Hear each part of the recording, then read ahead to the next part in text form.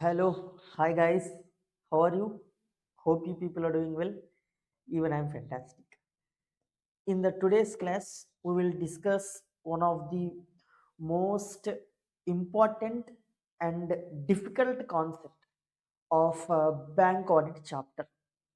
See, ICAI it has not yet tested on this particular concept, but if ICAI tests this concept, for sure lot of students they will not be able to properly answer it. So you need to properly listen to this class. It is it will be very interesting and also a little bit tricky to understand this concept that we are going to cover in this particular class. Okay, let me open first of all. Yeah, so we are going to start a discussion of CRR and SLR, statutory liquidity ratio and cash reserve ratio. ICAI has not at all tested this particular concept till now, but for sure ICAI will test this concept in the upcoming attempts. So you should be very much clear with this concept. First of all, what is this SLR, CRR? So there are reserve ratios that ICAI has prescribed. Just a second. Before starting the class, I'll just switch off my mobile. Yes. So reserve ratios.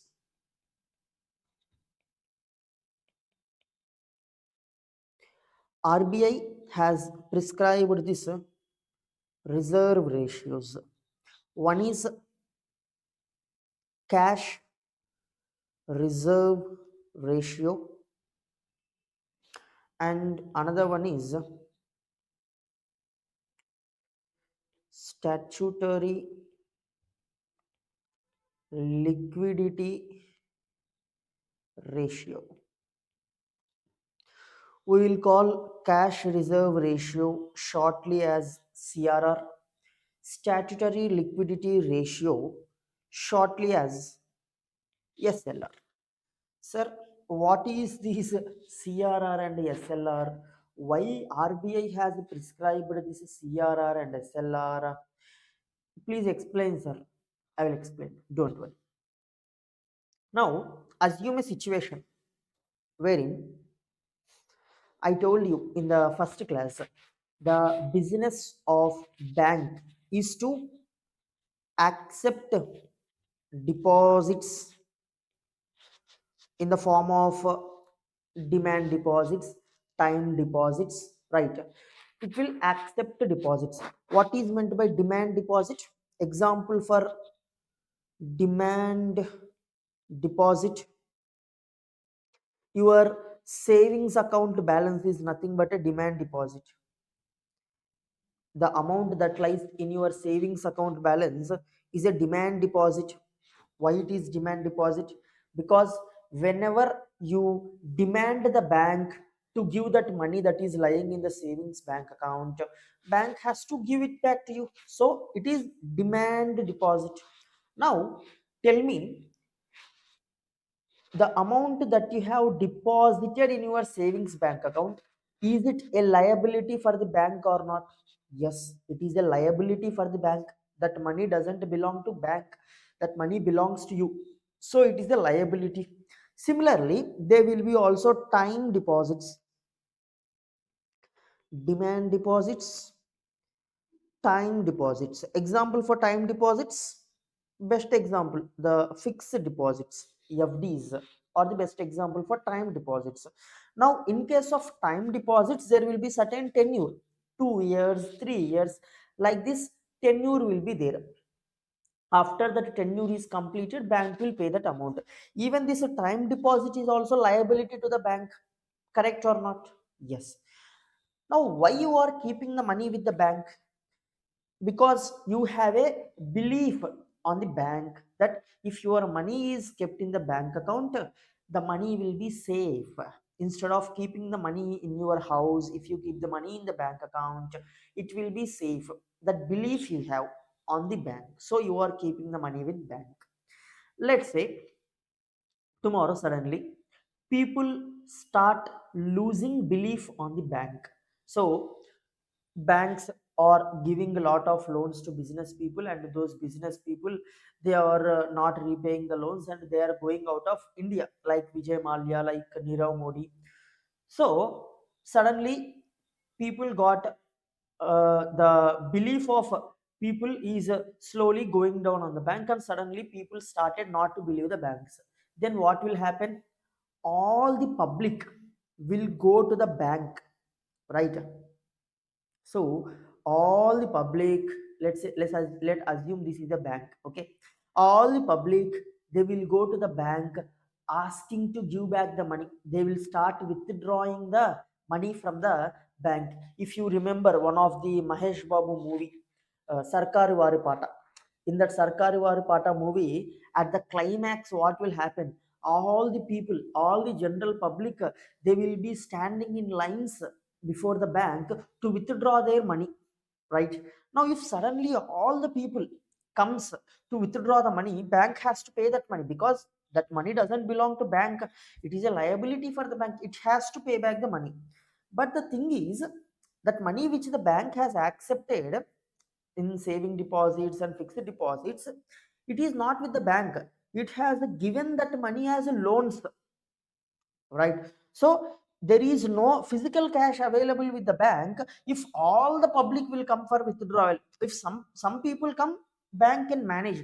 But if all the people come, it cannot manage, right? All the people, or huge number of people come for withdrawal, bank cannot manage, right? So to deal with such a kind of situation, the concept of SLR has been prescribed. The concept of statutory liquidity ratio has been prescribed. Now, as per who have prescribed this? RBI has prescribed. As per this statutory liquidity ratio, every bank, of the total demand and time liabilities that it receives. So, of the total demand and time liabilities that it receives, it should not give total money as loans.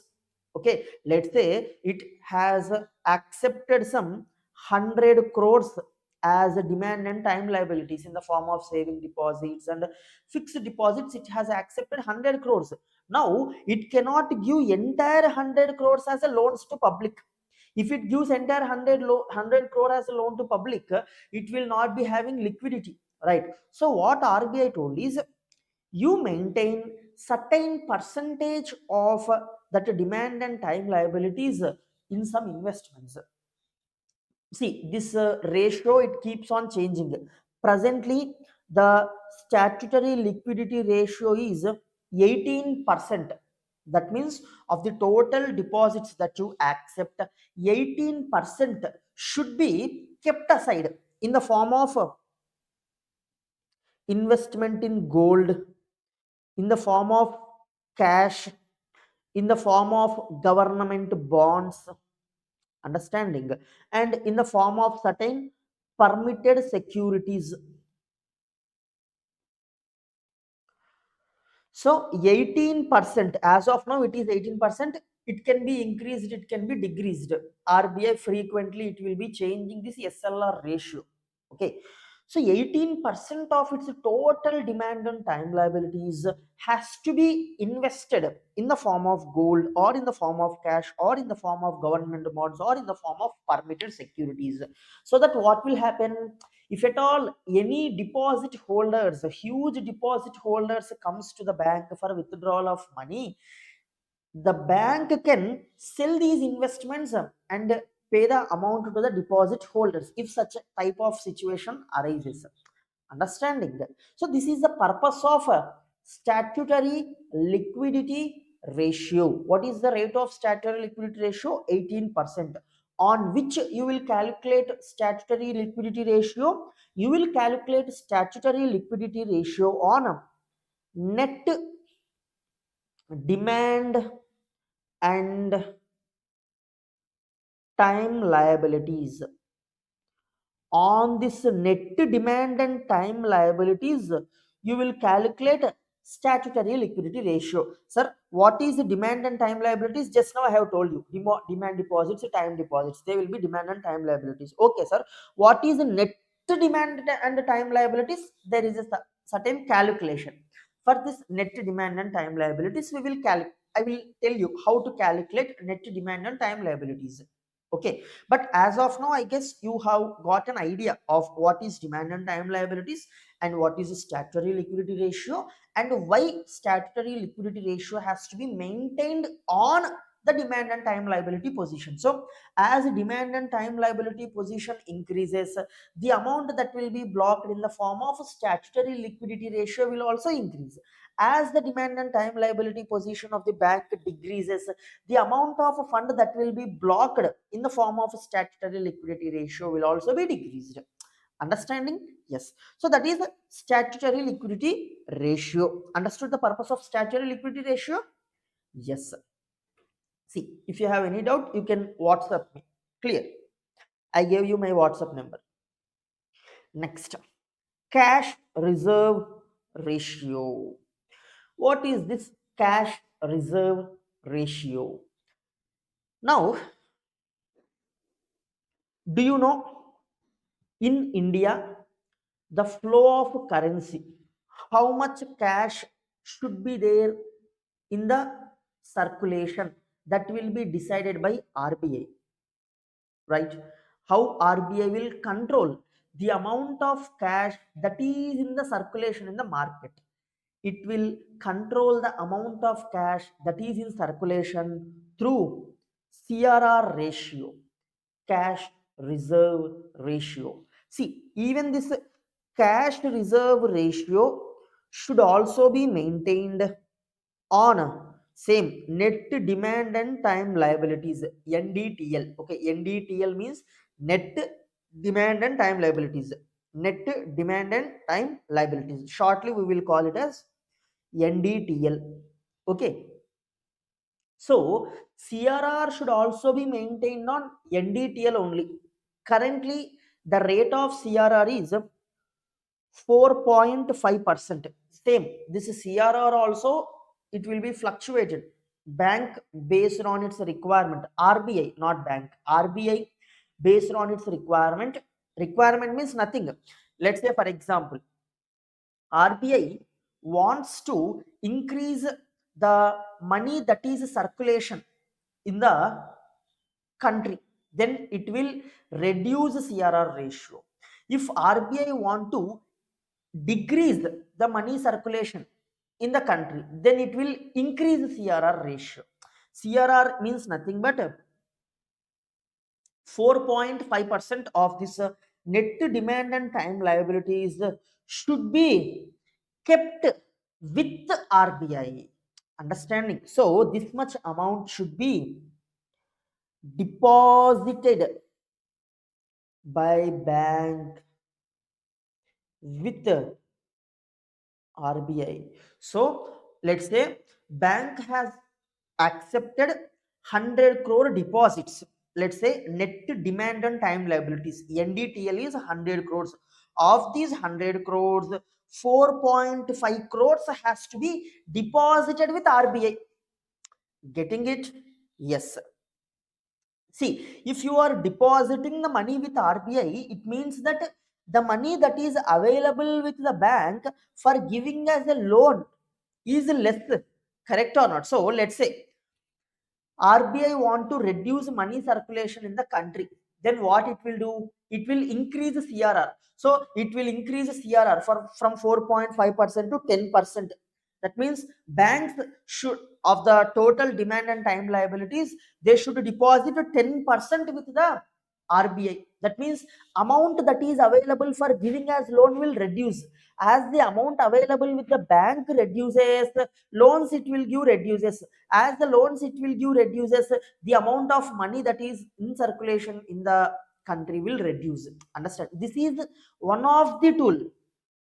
to control money circulation in the country. Like this, there are a lot of tools available with RBI. By using all those tools, there is repo rate, there is reverse repo rate. Understand? By using all those tools, RBI will control money circulation in the country. Getting it? Yes. So this is the CRR, cash reserve ratio. That means now in our example, our bank has a total demand and time liabilities of 100 crores, right? So it has taken deposits of 100 crores. Of these 100 crores, first of all, 18%, that means 18 crore, right? 18 crore has to be kept as SLR. Next, 4.5 crore has to be kept as a CRR. So if you reduce this from 100 crore, how much it will become? 77.5 crore. That means now the funds that are available with the bank are 77.5 crores, which can be given as loans to the public. Clear? Getting it? That means all the money that it has accepted as deposits cannot be given as a loan. After keeping these reserves, only the balance amount can be given as loan. Getting it? Understood the concept of cash reserve ratio and statutory liquidity ratio? Yes, sir. Now, I told you there is a calculation for net demand and time liabilities. How to calculate net demand and time liabilities? Generally speaking, demand and time liabilities are nothing but the saving deposits and the term deposits that have been accepted by the bank. That becomes demand and time liabilities generally. But RBI has asked the banks not to include certain liabilities as part of demand and time liabilities, and to include certain liabilities exclusively in the demand and time liabilities. Okay, so now we will see from the demand and time liabilities what should be excluded, what should be excluded, and what should be included. Clear? We will be seeing this particular point. So RBI has given certain list of items that should be excluded from calculation of net demand and time liabilities. It has also given certain list of items that should be included while calculating net demand and time liabilities. So what are those exclusions? What are those inclusions? We will be seeing. So understood the concept of demand and time liabilities, first of all, a brief understanding, and why demand and time liability is required in order to ensure that bank keeps this CRR and SLR ratios, right? Now you might get another doubt.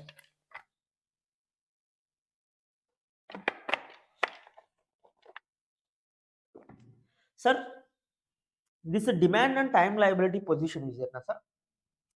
It will be continuously fluctuating, correct or not? So on 1st April 2026, the total demand and time liabilities are 100 crores.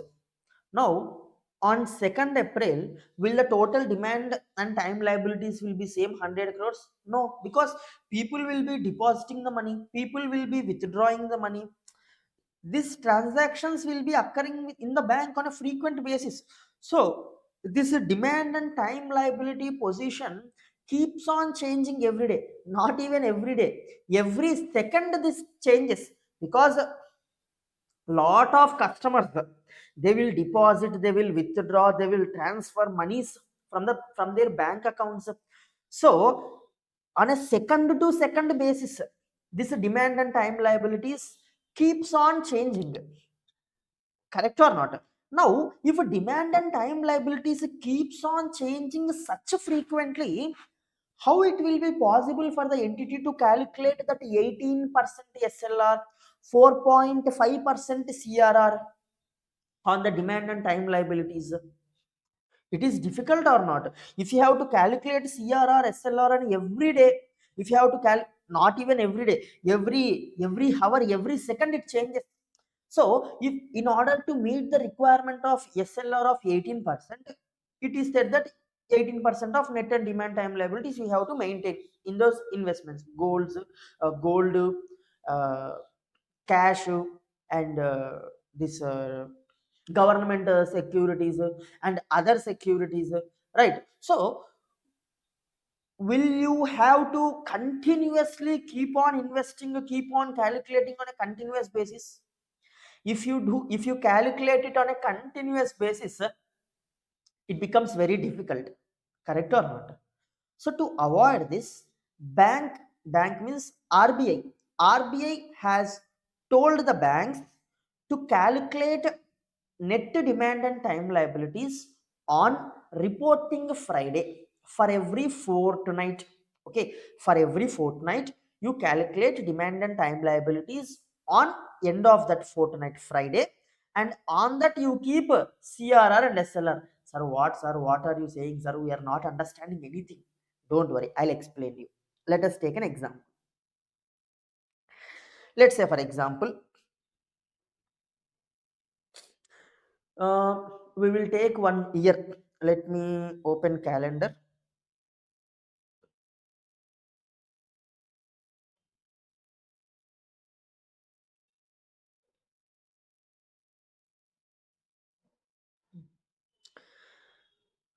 Now, if you see here, financial year, it starts from April, right? From April the financial year starts. What the bank told is, first of all, every fortnight. What is meant by fortnight?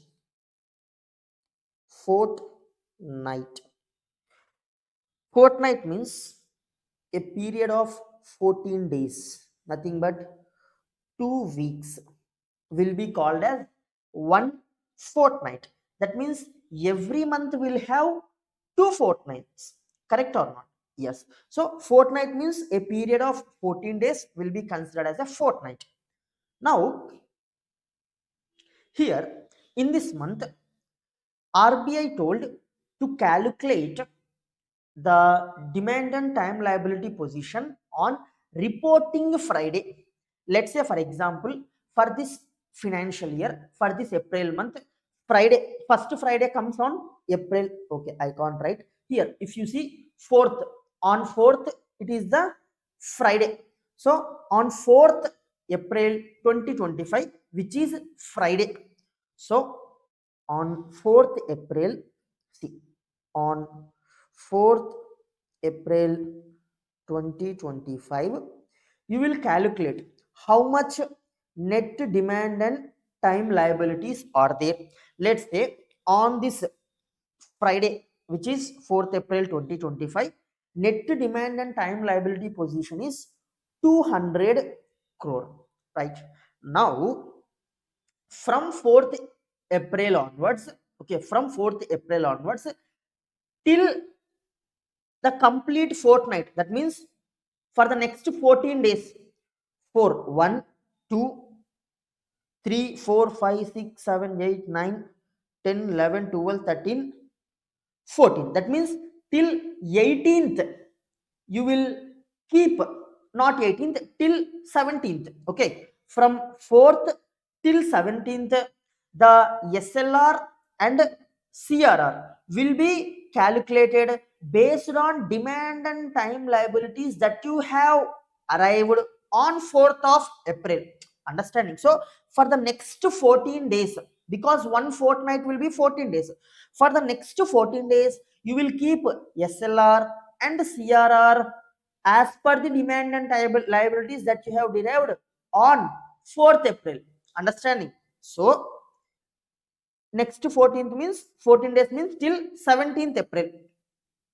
So from 4th April 2025 to 17th April 2025, on all these days, whatever the SLR and CRR, that 18% and 4.5% has to be calculated. Now that will be calculated on 200 crores only. Understanding?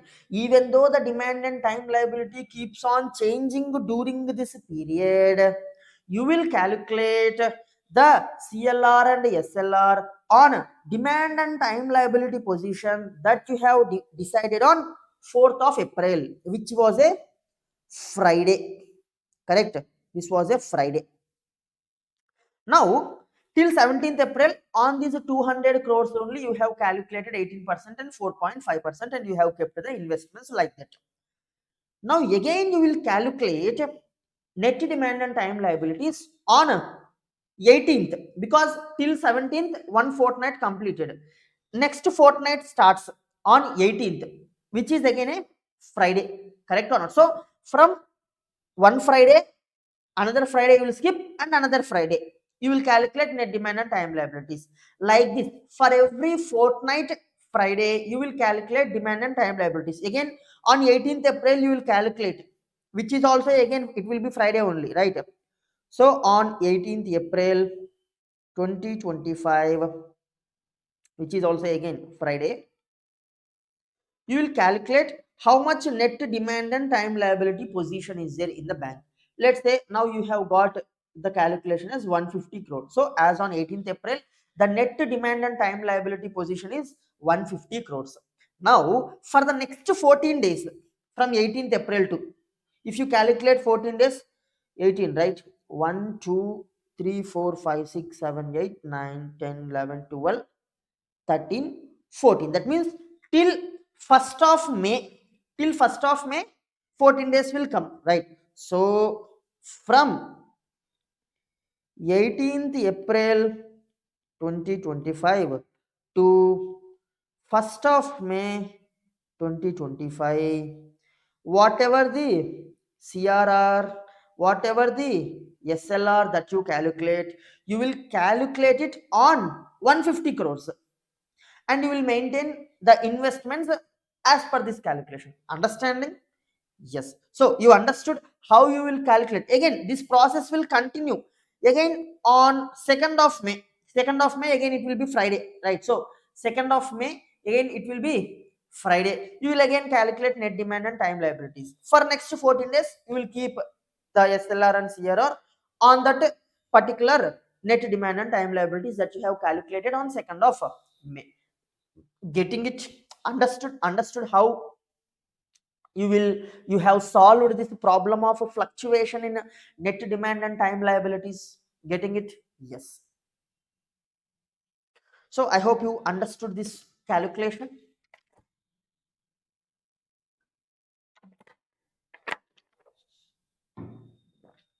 I'll once revise this. We have first of all seen the concept of reserve ratio, cash reserve ratio, statutory liquidity ratio. We have seen the purpose of CRR in order to control the circulation of money in the country. It is 4.5%, which will be calculated on net demand and time liabilities. SLR, the purpose of SLR is to handle the situation wherein if all the depositor holders they come for withdrawal of the money, in order to maintain liquidity in the bank, SLR will be maintained, right? SLR will be 18% on net demand and time liabilities. Now, how to calculate net demand and time liabilities? What is meant by net demand and time liabilities? We haven't yet gone into the discussion of what will be included in net demand and time liabilities, what will be excluded from net demand and time liabilities, that we will go. Basically speaking, net demand and time liabilities means all the savings deposits, current account deposits, all the time deposits, means fixed deposits, recurring deposits that the bank has accepted will be generally termed as demand and time liabilities, right? Now these demand and time liabilities, they keep on fluctuating. On these demand and time liabilities, you have to maintain CRR and SLR.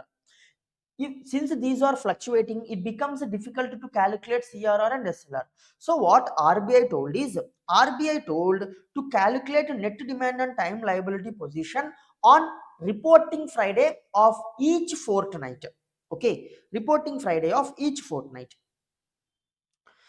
So it has determined one Friday. on that Friday you have to calculate. For the next 14 days you have to maintain CLR, SLR, CRR, SLR on that net demand and time liabilities only. Again the next Friday you will again calculate, on that you will maintain again for the upcoming fortnight. Like this you will maintain, calculate net demand and time liabilities for every fortnight on the reporting Friday. Clear? Yes. Now I hope you understood till here.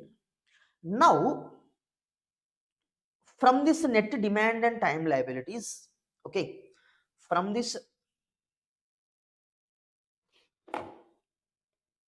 net demand and time liabilities, you should not include certain things, exclusions. Okay, exclusions for the purpose of calculation of net demand and time liabilities. So what should be excluded for calculation of net demand and time liabilities, that we will see.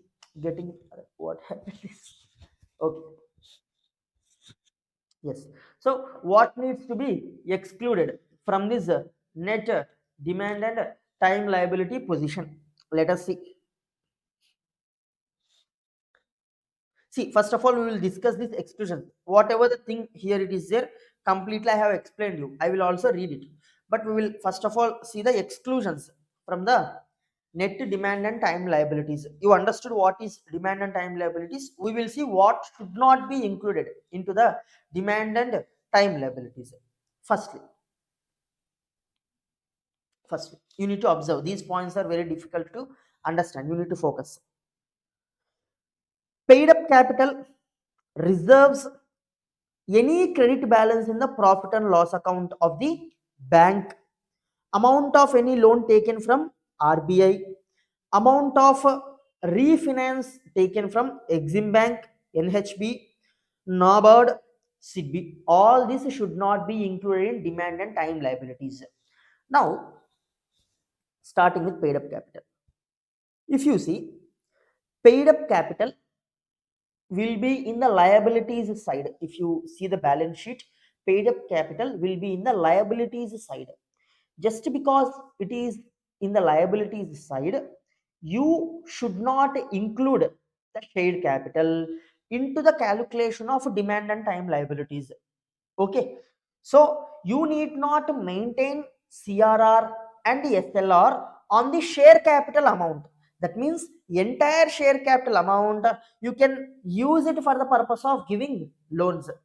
Understanding the link logic? Yes.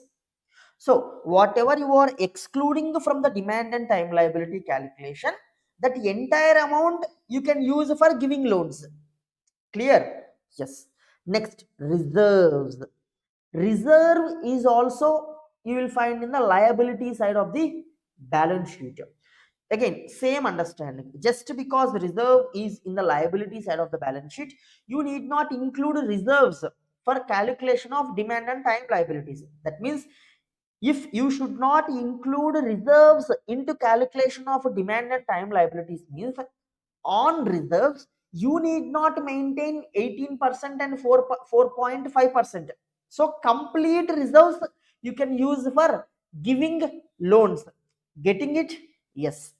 Next, any credit balance in the profit and loss account of the bank, same understanding that you have taken for reserves you can use for it also. The profit that the bank has earned during the year, on the profit that the bank has earned during the year, it need not maintain SLR and CRR. Complete amount can be utilized for giving loans. Clear? Yes. Next, amount of loan taken from RBI. So bank, let's say for example there is SBI bank. Now can this SBI bank take loan from RBI? Yes, SBI bank can take loan from RBI. This loan is a liability for SBI, correct or not? Now, even though this is a liability for SBI bank, you need not include this for calculation of net demand and time liabilities. Okay, see, once the think what happens if you include this loan in net demand and time liabilities, if you include this loan in net demand and time liabilities, on this you have to maintain 18% SLR. That means on this loan you taken from bank also you are maintaining 18% if you are including it into NDTL, right? So RBI is saying that you don't include this liability that you have taken from me into calculation of net demand and time liabilities. That means entire amount that you have taken from me, you can use it for the purpose of giving loans to the public. You need not maintain SLR and CRR on the loan amount that you have taken from me. Clear? Yes.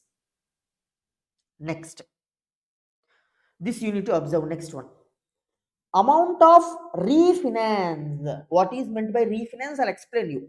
Amount of refinance taken from Exim Bank. Exim Bank means export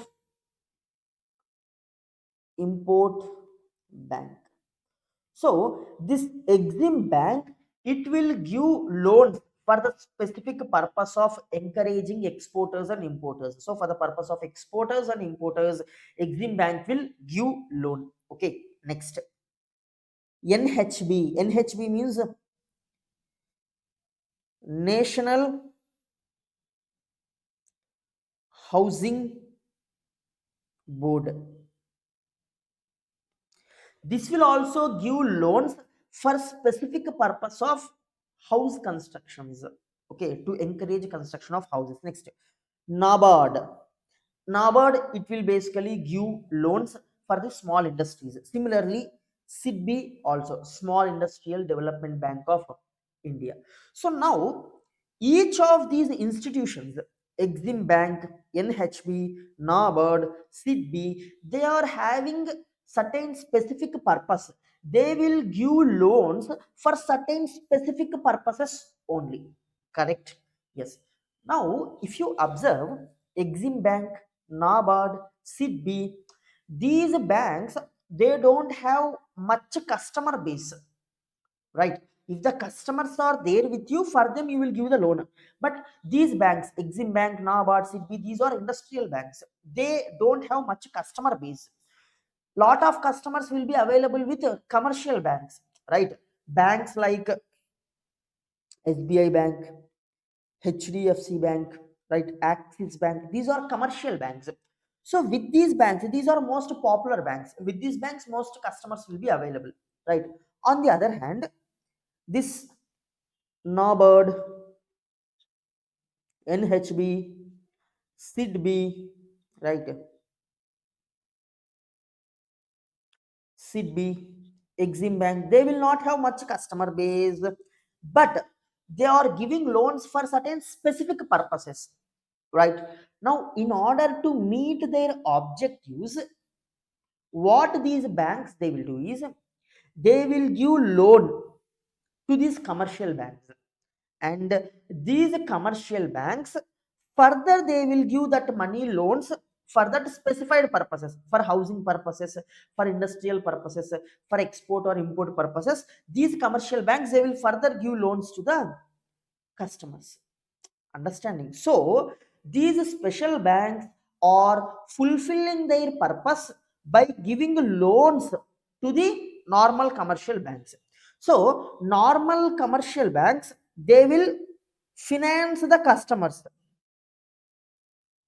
They will finance the customers from the refinance that they have got from the special banks. So the loan that the special banks are giving to SBI, HDFC, Axis Bank or refinance. Understanding why we are calling them as refinance? Because these commercial banks they will further finance that amount to customers. So we are calling this as refinance. Now tell me, is this refinance liability for these SBI Bank, HDFC Bank, Axis Bank? Yes, this is the liability. Now RBI says that you commercial banks, you are doing a great job by helping the special type of banks. So I am giving you a bounty.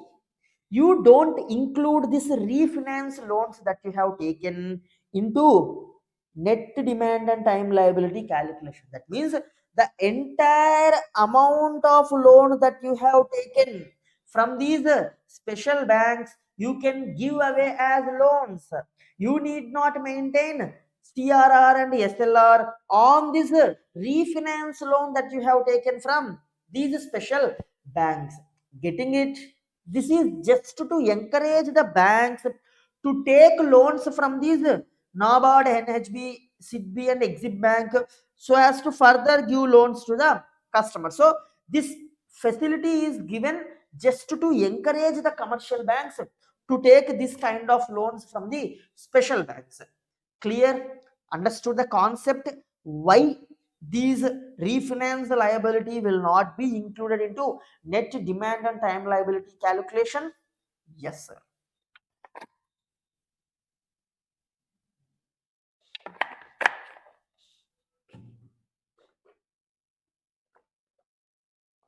Next, so this is the first one that you will exclude. Next concept, next item that you will exclude: bills discounted by a bank with eligible financial institution as approved by the RBI. Now, if you see, in the previous class, we have discussed the concept of bill discount, right? So, what is the concept of bill discount? What will happen under this bill discount? Okay, I will write it down. So there is Mr. A, right? He has sold goods to Mr. B on credit basis, right? Credit period of some 40 days or 50 days. This example I have already given. For this, Mr. B will give a bill. So in that bill, it will be written, see Mr. A, I have purchased goods on credit basis from you. I will repay this amount within 30 days, 40 days, 50 days, whatever the credit period that is accepted between Mr. A and Mr. B. Like this, Mr. B will give bill to Mr. A. So the sale has happened on 1st of April, let's say for example, and credit period is some 1 month. So Mr. A will receive money on 1st of May. But Mr. A is in very much requirement of money. He cannot wait for the 1st May to come. He is now only wanted money. So what he will do? He will take this bill to the bank. Let's say the value of this bill is some 1 lakh rupees, right? So Mr. A will take this bill to the bank and it will ask the bank, see bank, on 1st May Mr. B will give the money, but now only I wanted money, I am in requirement of money. So Mr. A will sell this bill to the bank. This process is nothing but bill discount, right? Why we are calling it as discount? Value of bill is 1 lakh rupees. Now bank will not purchase the bill for 1 lakh rupees, it will purchase the bill for 99,000 only, because it has to get some profit now out of this transaction. It is waiting for some 1 month to receive the money, so it has a discounted, it is not giving complete money, so we call this concept as bill discount. Now bank has purchased the bill, purchased bill for 99,000. So bank also should wait till 1st May to receive the money, correct? Now here bank also not able to wait, bank also wanted money very urgently. Okay, sudden requirement has come, bank suddenly wanted money. Now what the bank will do is, bank can rediscount this bill with another bank, bank to understanding. So bank has rediscounted the bill with bank 2. Now bank 2, it will not pay entire 99,000. Okay, bank 2, it will collect 1 lakh rupees na, so it might pay 99,000 to the bank 1, because 1,000 profit will come to bank 2. So bank 2 might pay 99,000. Just a second. Yeah, sorry for the disturbance. So bank 2 it will give 99,000 to the bank 1. Now bank 2 it will wait for till 1st May for collecting the amount. Here if Mr. B doesn't pay amount to bank 2, then what will happen? Bank 1 has to pay that amount to bank 2, correct? So this is a liability for the bank 1. However, bank 1 will collect it from Mr. A, but it is a liability for bank 1 as of now if Mr. B doesn't pay, right? So this liability on bills rediscounted by the bank need not be included in the demand and time liabilities. Understand? Because here there is no actual inflow of fund for the bank, correct or not? So you have not accepted any deposit from the public in this situation, in this bills rediscounted situation. Your money only you first of all gave to Mr. A, and you have again collected it from bank to in the process of rediscounting that bill. So your money is lying with you only, right? First of all you gave 99,000 to Mr. A, right? And that 99,000 again you are collecting that from bank to as part of rediscount. So here your money is lying with you, so there is no separate liability actually has occurred in this situation, correct? So this need not be included in demand and time liability calculation.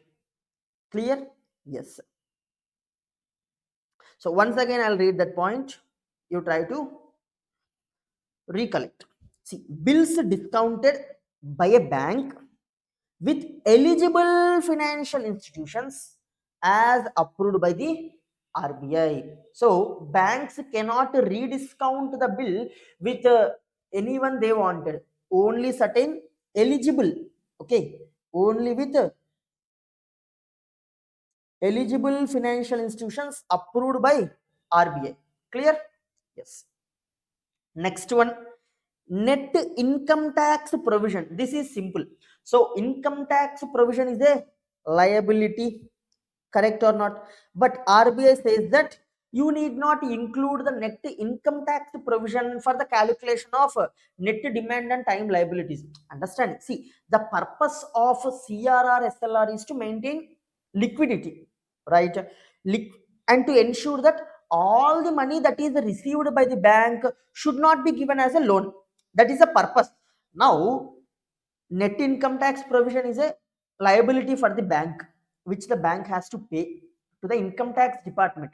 If you ask the bank to keep 18% and 4.5% in the investments on this income tax provision also, the basic purpose that was for which this SLR CRR was prescribed will not be fulfilled, correct or not?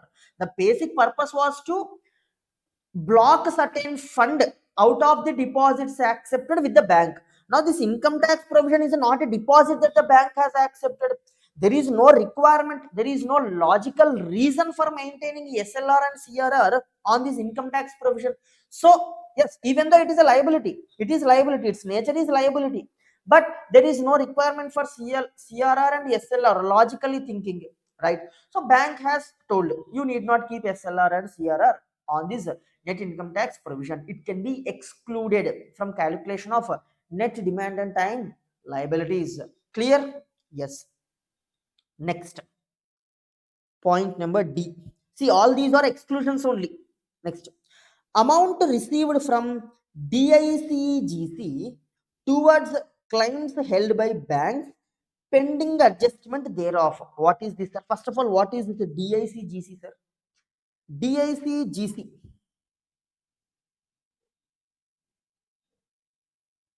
DICGC means Deposit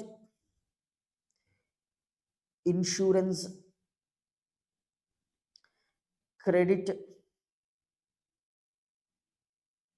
Guarantee Corporation.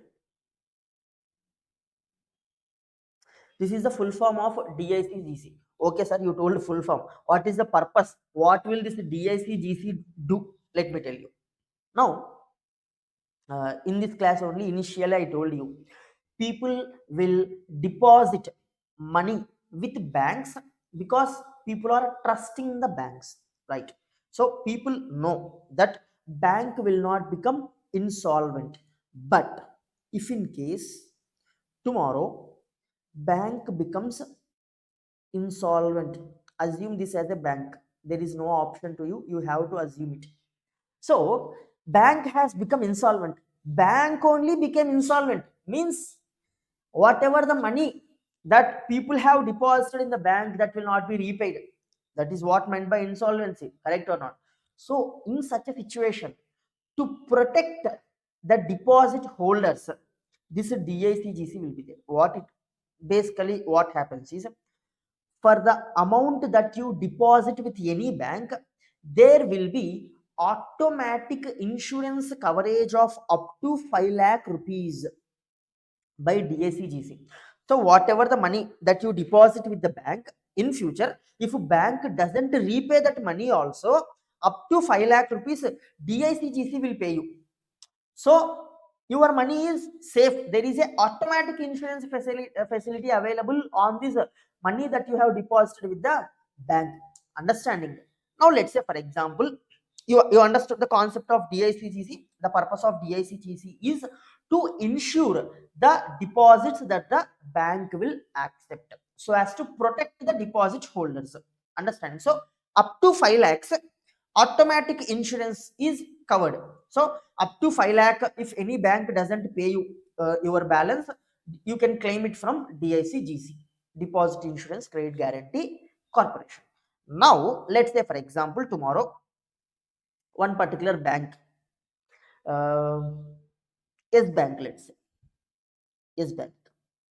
So yes bank has become insolvent, it has went to the verge of insolvent and came back, right? If you remember, in around 2020, 2020, 2019, around that time, a issue has happened in the yes bank. Because of that issue, the share price from 350 rupees, it has fallen to around 10 rupees or 15 rupees, right? It was in the verge of insolvency at that time, because of certain frauds, mismanagement done by the management of yes bank. So like that, let's say yes bank in that year 2020 or 2019, it has become insolvent. Okay, now when it becomes insolvent, lot of people would have deposited money with the yes bank in the form of savings account, FDs, right? Now yes bank is not able to pay the amount. Let's say, for example, there is our Mr. Bittu. Okay, Mr. Bittu, his hard earned money of some 2 lakhs he has kept in his savings bank account of yes bank. Suddenly yes bank became bankrupt. Now DICGC will come. Bittu, Bittu, Bittu, don't worry, I am here to protect you. Your deposit is covered by the insurance under DICGC. So DICGC, it will come and it will tell Bittu, I will give your money, but I will not give the money directly to you, I will give the money to bank. Understanding? Whatever your 2 lakh rupees is there as part of insurance, I will give that money to bank. Your bank will give to you. Clear? Yes. Now DICGC has given 2 lakh rupee to SBI bank as part of that insurance. Now still bank is keeping that 2 lakh rupees with it only, it has not yet given to the customer. Okay, now is this a 2 lakh rupee liability for the bank? Yes, because it has to pay the money to the customer, correct? Now this unadjusted amount received from DICGC need not be included in the demand and time liabilities. Okay, this 2 lakh rupees need not be included for the calculation of demand and time liabilities, because however you are going to give this money to Mr. Bittu within 1 or 2 days, in a short period of time you will give away that money. So not necessary, you need not include that in the calculation of demand and time liabilities. Understanding? Yes. But however, the nature of this amount is a liability. See, RBI is specifically saying for that purpose only. RBI told banks on demand and time liabilities, you keep 18%, you keep 4.5% as CRR SLR. Now, banks, they might confuse. See, RBI told liabilities. This also comes under liability only. So, should we keep the CRR and SLR on this also? So RBI specifically saying, no. This one you don't consider for calculation of net demand and time liabilities, even though the nature of this amount is a liability. Here, yes. See, once again I'll read this. You try to link this with the example I have given. See, amount received from DICGC, Deposit Insurance Credit Guarantee Corporation. Who has received? Bank has received. Why? Towards the claims held by the banks and pending adjustment thereof. Pending adjustment to whom? Pending adjustment to customer account. Okay, so this amount you need not include in the calculation of net demanded time liability. Understood? Yes, sir. Next one.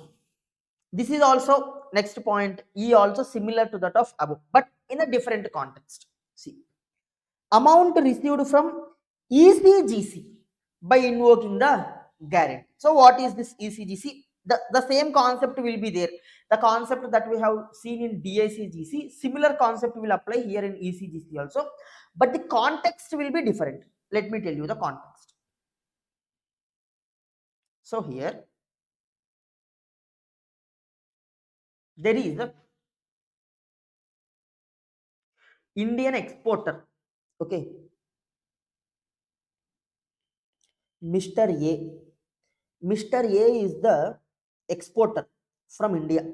Okay, and he is exporting goods to Mr. B, who is a foreigner. Okay, let's say Mr. B is a USA importer,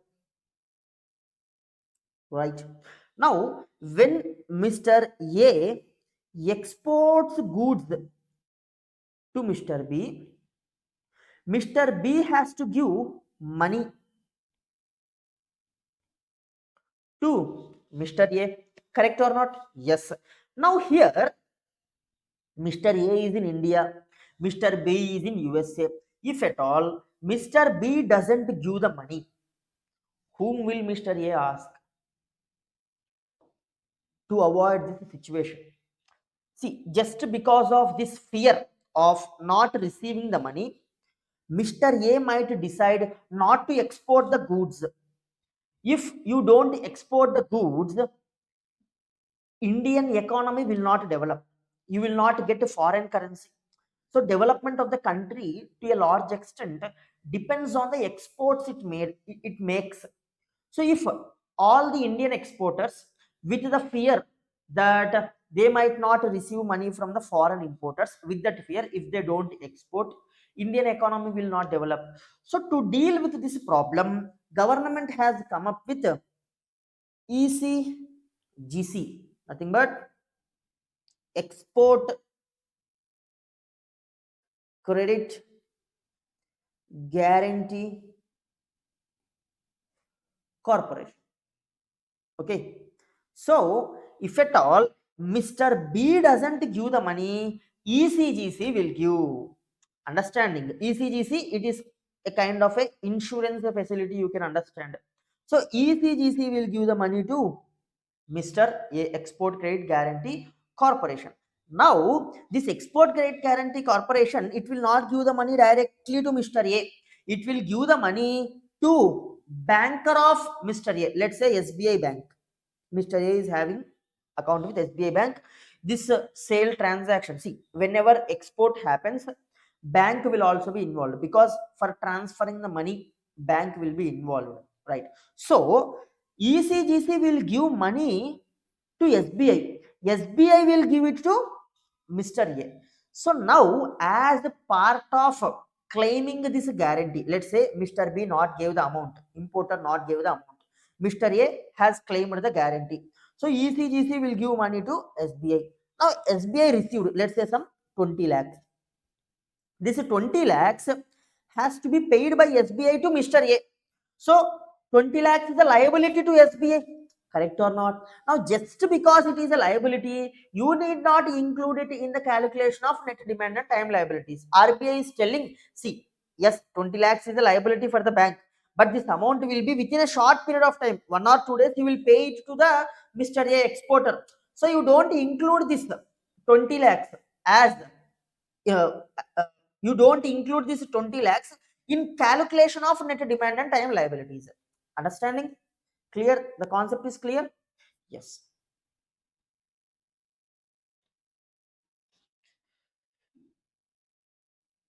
So amount received from ECGC by invoking the guarantee, not by from ECGC. Okay, next point.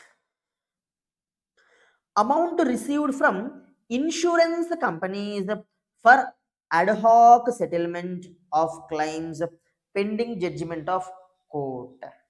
Sir, what, sir? All difficult points are there here. We are not able to understand. Don't worry, I'll explain you. See, this F point also, the concept will be similar to that of D and E, but in a different context.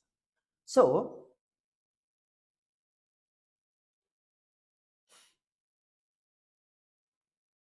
SBI Bank. Okay, this is SBI Bank. Now, SBI Bank, it has given loan to Mr. Bittu. No, Bittu is a good boy. He will not do like this. Let's say Mr. A. Okay, SBI Bank has given loan to Mr. A. Now, if loan, in order to give loan, bank will accept certain security. Without security, no bank will give you the loan until and unless you are highly trustworthy or the amount of loan is very small amount. But all the banks, they will accept security, right? So Mr. A has offered his land as a security for the loan that he has taken from SBI Bank.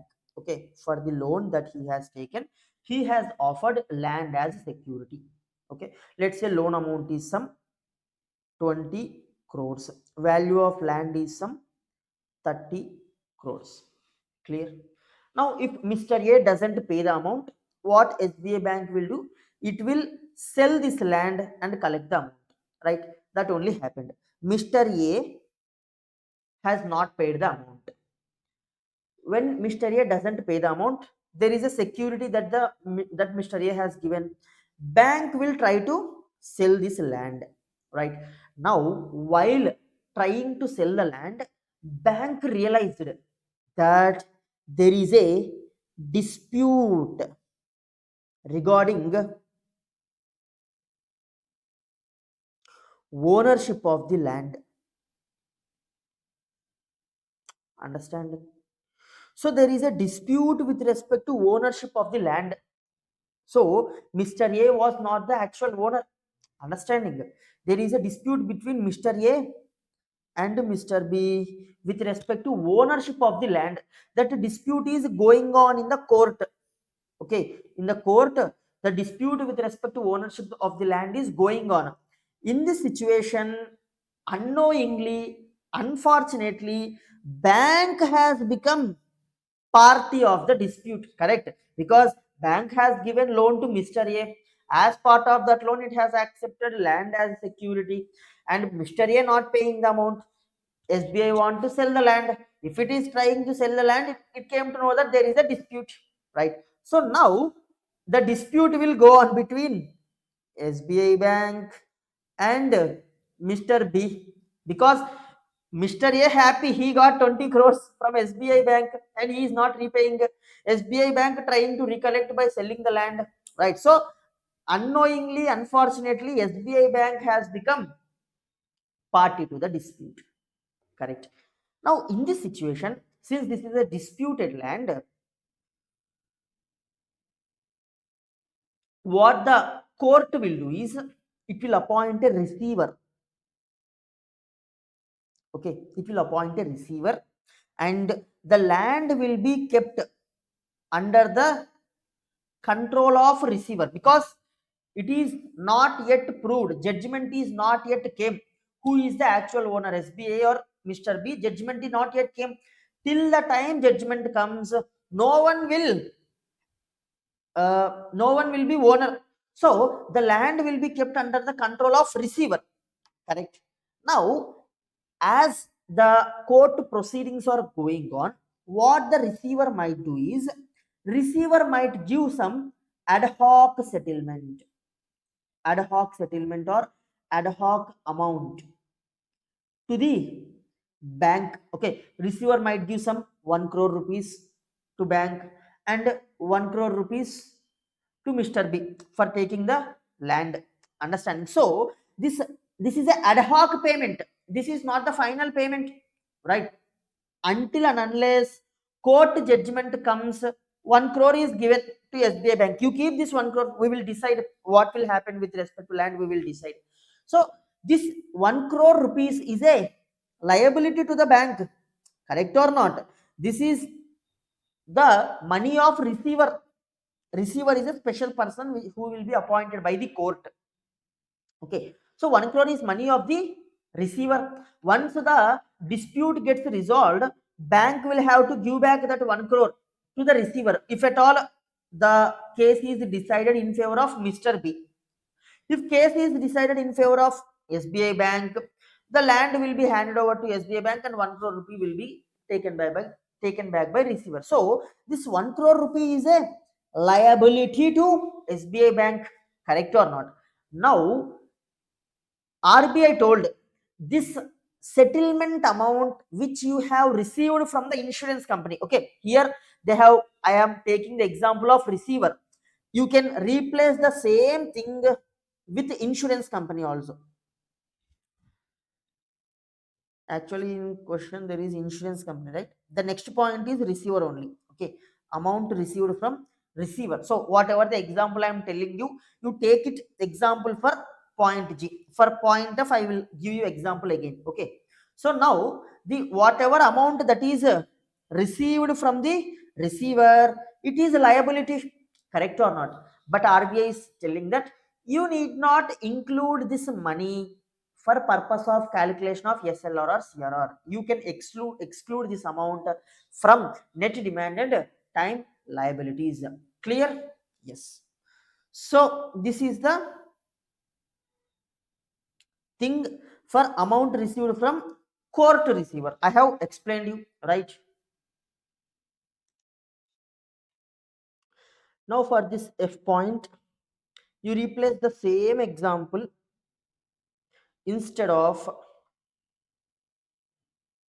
here, you remove a receiver. Okay, let me again tell you. For insurance company, let's say bank. In the bank premises, fire has occurred. It is having a policy, fire policy it is having. Now as the total loss occurred is some 15 crore as per bank, but insurance company is saying that loss is only 10 crore rupees. Now of course both of them, they will go to court, right?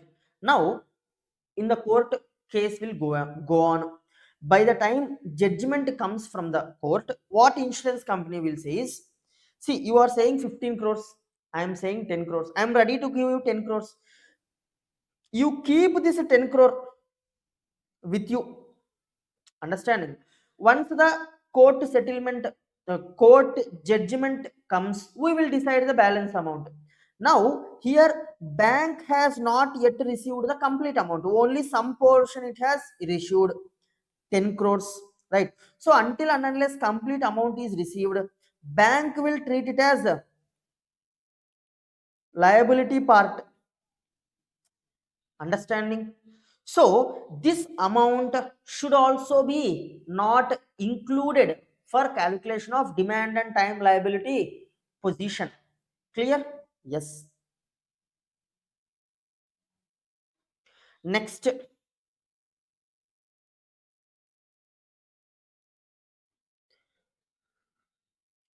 net unrealized gains or loss arising from derivative transactions under trading portfolio. Now net unrealized gain or loss, saying the two derivative transactions. Now what is a derivative transaction? You might be learning this derivative transaction in your AF, right? So let's say there is a customer, Mr. A. He has purchased goods from foreign country, let's say USA. Once you purchase goods from foreign country, you have to make payment on a payment in US dollars. In foreign currency you need to make the payment. Now today the date is, let's say, 1st April 2026. Okay, on 1st April 2026 Mr. A purchased the goods. He has got some credit period. Okay, he has to pay the amount on some 30 June 2026. So by 30 June 2026 he has to pay the amount in US dollars. So still there is some time available to him, but he is fearing that by 30 June, as on today, the US dollar is, let's say for example 80 rupees, let's say, okay, 80 rupees per dollar. He is fearing that by 30 June US dollar price will increase to some 84 rupees. Like this he is fearing, if US dollar price increases 84 rupees, he has to purchase US dollars at 84 rupees, extra 4 rupees he has to spend, correct or not? So what he does is he enters into an agreement with the bank today only. See bank, today US dollar price is 80 rupees. Now I will buy US dollar from you on 30 June for 81 rupees. So the price is fixed. Whether on 30 June US dollar becomes 84, 85 or 75, irrespective of price of US dollar on 30 June, I will purchase you so this many, like 1000 US dollars or 2000 US dollars at a price of 81 rupees. So like this he has entered into a derivative transaction. Understood? You can call it as a forward exchange transaction, a type of derivative transaction. Forward exchange transaction is also a type of derivative transaction, right? Now bank agrees to it. Okay, bank agrees to sell US dollar at 81 rupees on 30 June 2026, because bank is already having US dollars with it. So bank is taking a risk. For taking that risk, it will charge some commission from the Mr. A. So it will earn the commission. Commission will be the income for the bank in this transaction. Here, on a daily basis, bank will recognize the, or bank will calculate the unrealized gain or loss on this transaction. How? So bank told I will sell you at 81 rupees. Now on 2nd April 2026, the US dollar price has become 82 rupees. That means 1 rupee loss to the bank, which is a liability for the bank, right? But still it is not realized. So unrealized loss, it has to provide for that liability, because it has to purchase from the market the US dollar at 82 rupees. So 1 rupee extra it has to incur, which is a liability on part of bank. So 1 rupee unrealized liability. Like this, if total dollars is some $1000 or $2000, on total dollars it will be 1 rupee per dollar liability, right? Let's say on 3rd April 2026 US dollar price has become 79 rupees, then 2 rupee gain, but unrealized. So it is an unrealized asset to the bank. Understand it? Like this, on a daily basis, it will calculate unrealized liability. On this unrealized liability portion also, you need not maintain CRR SLR. You need not include this unrealized liability portion of derivative transaction for calculating demand and time liabilities. Getting it? Yes, sir.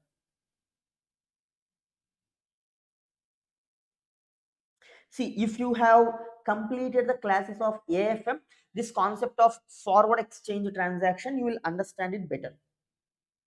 So see, net unrealized gain or loss arising from derivative transaction. You need to observe it is on a net basis. On some forward transactions, on some derivative transactions, you might be having asset. On some forward transactions, you might be having liability. Both you need to net off. That net unrealized liability you need not include. Understand? So net unrealized gain or loss arising from derivative transactions under trading portfolio need not be included for calculation of demand and time liability. Next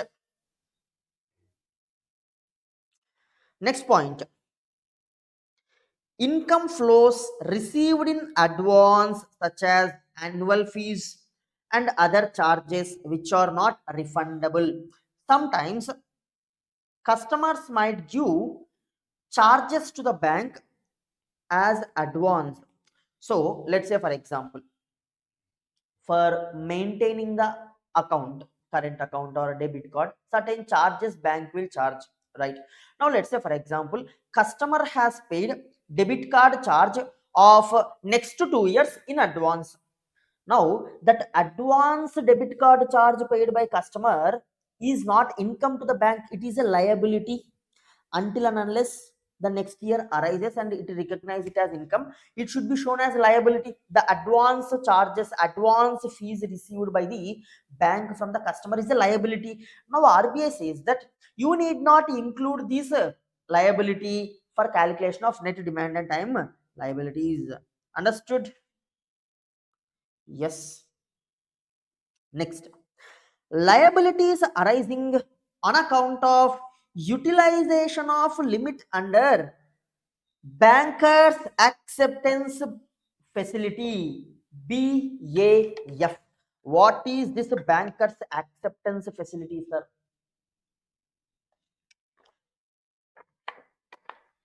Let me explain you.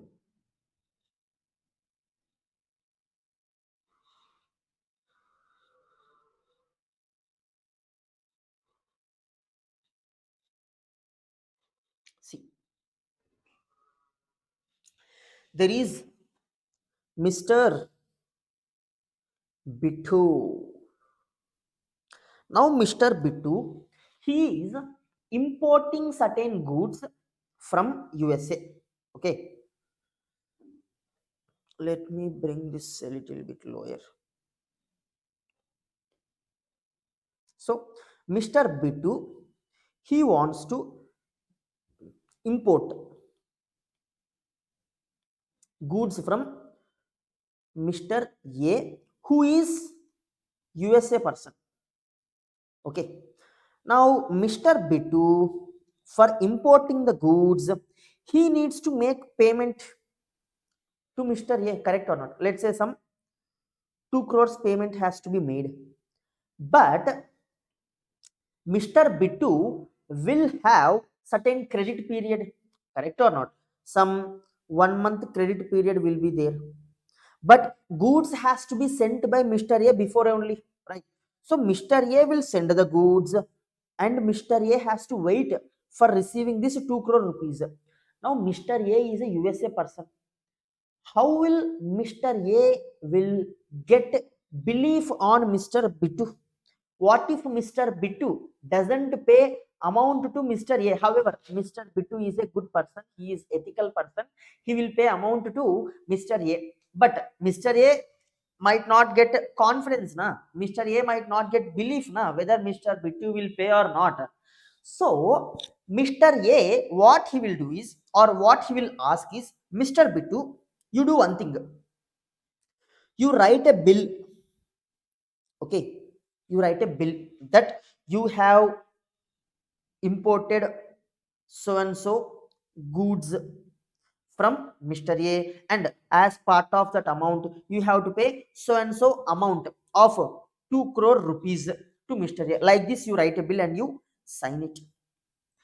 And just writing a bill is not sufficient. You take this bill to your banker. Understanding, there is a possibility you will give me the bill, I will get the bill. What is the proof that, or what is the guarantee that you will pay the money for that bill? So you take this bill to your banker. Let's say B2 is having bank with SBI bank account with SBI Bank. Now Mr. B2, he will take this bill to SBI Bank and he will ask SBI Bank, see SBI Bank, I have imported goods from Mr. A and I have to pay 2 crore rupees, but I am having 1 month credit period. Now Mr. A has to get a belief that I will pay the amount. Now you do one thing. I have written a bill. You just accept this bill. Understanding? You just accept the liability to pay the bill. You don't worry, I will pay the money to you. I will keep my land security with you. Okay, I will offer you some security and you accept to pay this bill. After 1 month I will pay the money to you, you can pay off to Mr. B, the banker of Mr. B. Like this Mr. B2 will tell. So there is actually this facility available with the bank. You will, the name for this facility is bankers acceptance facility. So under this bankers acceptance facility, bankers will accept the liability of Mr. B2. See, if a bank accepts the liability, Mr. A will get confidence. Correct or not? So, even though Mr. B2 doesn't pay me, bank will pay me. Directly, bank will pay me. Like this, Mr. A will get confidence. So, this BIF bill is there now. Now, this normal big bill will become BAF bill, BAF bill. Understanding? So, BAF bill is more credible than normal bill. So Mr. B2, now he will send this BAF bill to Mr. A. Okay. Now Mr. A, what he can do is, the beauty of this BAF bill is SBI Bank has accepted the liability for this bill, right? So Mr. A, he can go to his bank, let's say Bank of America. He can go to Bank of America, Mr. A. On 1st April itself, he can go. Okay, on the date on which the bill is received by him, on the date itself, he can go. He need not wait till the due date of the bill. He can go to Bank of America and submit this BAF bill. Okay, submit the BAF bill received from Mr. B2. Okay, so Mr. A will give BAF bill to Bank of America, and since this BAF bill, SBI accepted the liability, so Bank of America will also get confidence and it will pay the amount of that bill to Mr. A. After the due date comes, Bank of America will take the money from SBI Bank and SBI Bank will take the money from Mr. B2. Understanding? So this is the way how the bankers acceptance facility will work. Clear? Now under this bankers acceptance facility, SBI has accepted the liability. Now RBI says, this liability which you have accepted under the bankers acceptance facility, you need not include it for the calculation of demand and time liabilities. That means you need not maintain CRR and SLR on this liability that you have accepted as per bankers acceptance facility. Clear? Yes. Understood the concept? Yeah.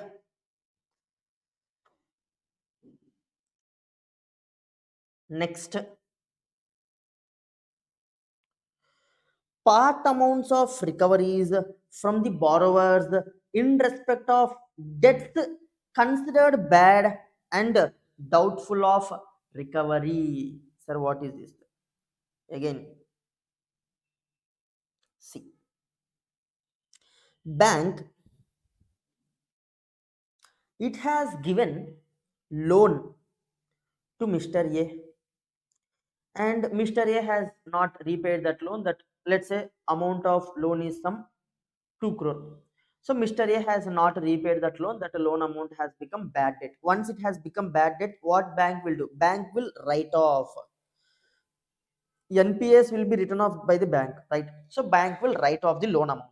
So in the books of account of the bank, Mr. A is no longer a creditor, no longer a borrower, right?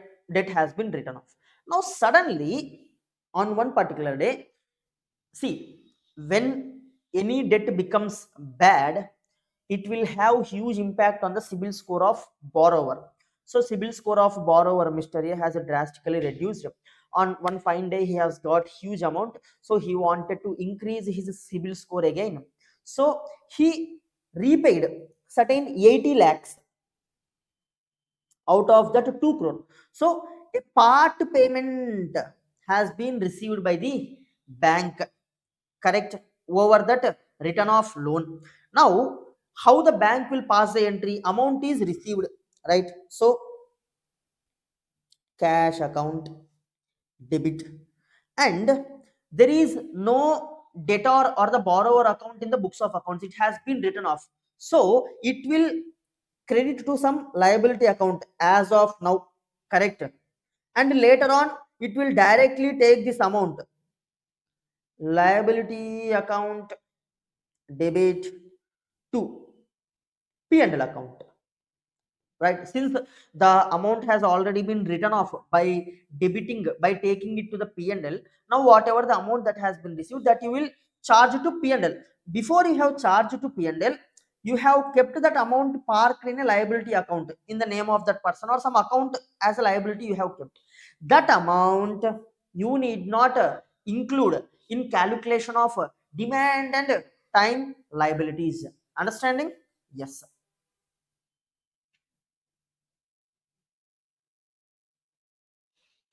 Next, next exclusion from demand and time liabilities. See, amount received in Indian currency against import bills and held in sundry deposits pending receipt of final rates. What is this? This is about import bills. So there is no place to write the example, yeah, here. So same example, Mr. A, he is importing goods from USA. So if he imports goods, Mr. A has to pay amount to USA exporter, right? Which has to be, of course, paid in US dollars. But Mr. A, he will be having only Indian rupees, not the US dollars. So what he will do is, Mr. A, he will go to his banker. Let's say he will go to SBI bank, and he will ask the SBI bank, see SBI bank, I have imported goods worth some $10,000. I have to pay $10,000 to USA exporter, but I don't have dollars. On my behalf, you have to pay the amount to the USA exporter. I will give you rupees. So this rupees to dollar rate will be fluctuating, right? Now, at the time when Mr. A has approached SBI bank, still the conversion rate is not yet known. So SBI bank, it has to pay $10,000 for USA, USA exporter. Further $10,000, whatever the conversion rate of Indian rupees is there, that many Indian rupees will be given by Mr. A to SBI Bank. Now here, still the conversion rate is not known. Till the time conversion rate is not known, Mr. A, what he will do is, he will randomly give certain amount as on that date. If let's say for example 80 rupees is there, he will give 80 rupees into 10,000, 8 lakh rupees he will pay to SBI Bank. The final conversion rate is not yet known. Okay. So once the final conversion rate is known, the balance difference amount will be paid by Mr. A, or if the amount of 80 rupees, let's say it is 79 rupees, then the remaining amount will be paid back by SBI Bank to Mr. A. So the balance adjustment will be made between these two people after the final conversion rate is known. But as of now, Mr. A paid 8 lakh rupees. Now SBI Bank has to pay this to USA exporter. Still SBI Bank has not paid $10,000 to USA exporter. Now here you will call this as liability to SBI Bank, correct or not? SBI Bank has received money from Mr. A and it has to pay to USA exporter, still not paid to USA exporter. So it is liability on part of SBI Bank. But RBI says that you need not include this liability in the demand and time liability calculation for the purpose of CRR or SRR, SLR. Understanding? Once I will read the point, you once correlate with the example I have given. See,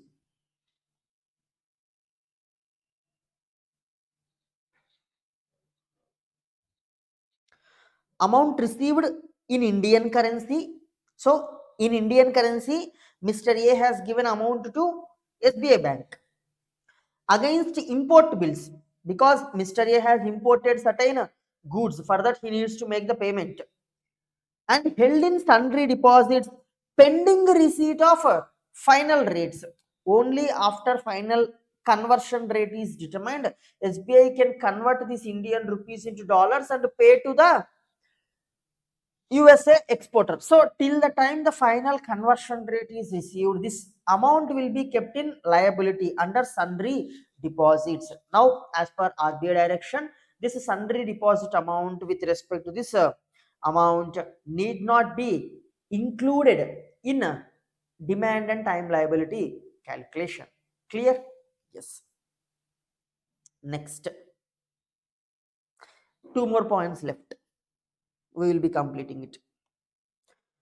Unadjusted deposits or balances lying in link branches for agency business, like dividend, warrants, interest warrants, refund of application money, etc., in respect of shares, debentures, to the extent of payments made by other branches but not adjusted by the linked branches.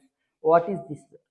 Actually, in the today's time, this concept is irrelevant. This is speaking about dividend warrants or interest warrants. See, whatever the examples that I am telling you, all these examples, I guess you are noting down these examples. Otherwise it becomes very difficult for you people to understand these points until and unless you note down these examples. I guess you have noted down all those examples. If at all you haven't noted down, you can go back, pause the video and note down. Clear? Yes. So we are discussing dividend variants, right?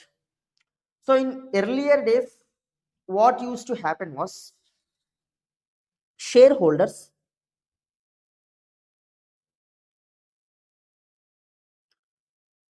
they will invest money in the company. Let's say for example Reliance Industries. Now why shareholders will invest money in the company Reliance Industries or any other company? Just because they have excess money so they will invest? No, they want some returns, they are expecting some income, so they will invest the money in companies, right? So the major income by investing in the companies, you will get dividend, right? Dividend income shareholders will get. Now in the current scenarios, dividend income, it is being directly transferred by the companies to the shareholders accounts, right? But earlier, how the situation used to be is, when this technology is not much developed, company used to give dividend warrant. Dividend warrant. So through post, company will send dividend warrant to the shareholder. Let's say Reliance Industries has announced 2 rupees dividend for each share. Then let's say one particular shareholder, he is holding 10 shares. So company will send 10 dividend warrants, each worth 2 rupees, will be sent to shareholder through post. Now shareholder received these dividend warrants. Now shareholder can convert this dividend warrant into cash. How? What Reliance Industries will do is, it has announced 2 rupees dividend for each share. Let's say it is having 1 crore number of shares. So it will deposit 2 crore rupees with its banker, let's say SBI Bank. So with SBI Bank, with one particular branch, 2 crore rupees will be deposited. Let's say, for example, Reliance Industries is registered in Mumbai. Reliance Industries will deposit this 2 crore rupee worth of dividends in Mumbai branch of SBI Bank. Okay, it has deposited 2 crore worth dividend with the SBI Bank Mumbai branch, and it has sent dividend warrants through post to all the shareholders. Shareholders, they will be there across the country, correct or not? Now, what the shareholders will do is, once they receive the dividend warrant, they will go to SBI Bank that is nearer to them. SBI Bank, it will be having branches all over the India. So to the nearest branch, shareholders will go. So shareholder, one of the shareholder in Hyderabad, he will go to SBI Bank in Hyderabad, okay, SBI branch in Hyderabad, and he will submit this dividend warrant to SBI branch of Hyderabad. Once dividend warrant is submitted, SBI branch will credit the shareholders account with that dividend of 2 rupees. So how many warrants you submit, that many 2 rupees. So for each warrant there will be value, understanding?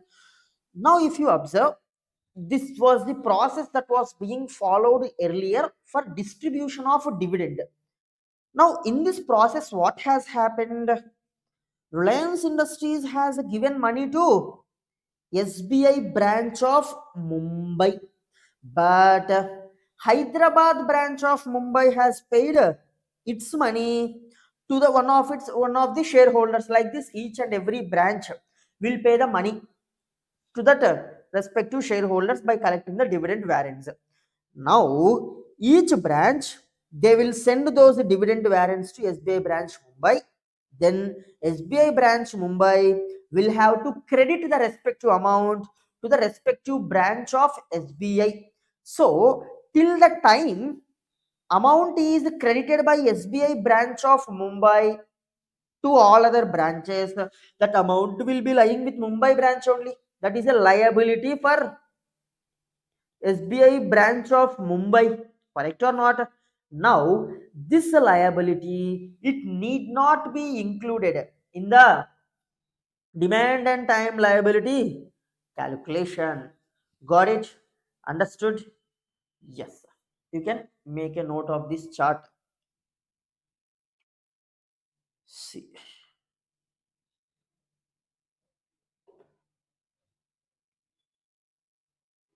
Once I'll again read it, you'll able to correlate with the example I have given.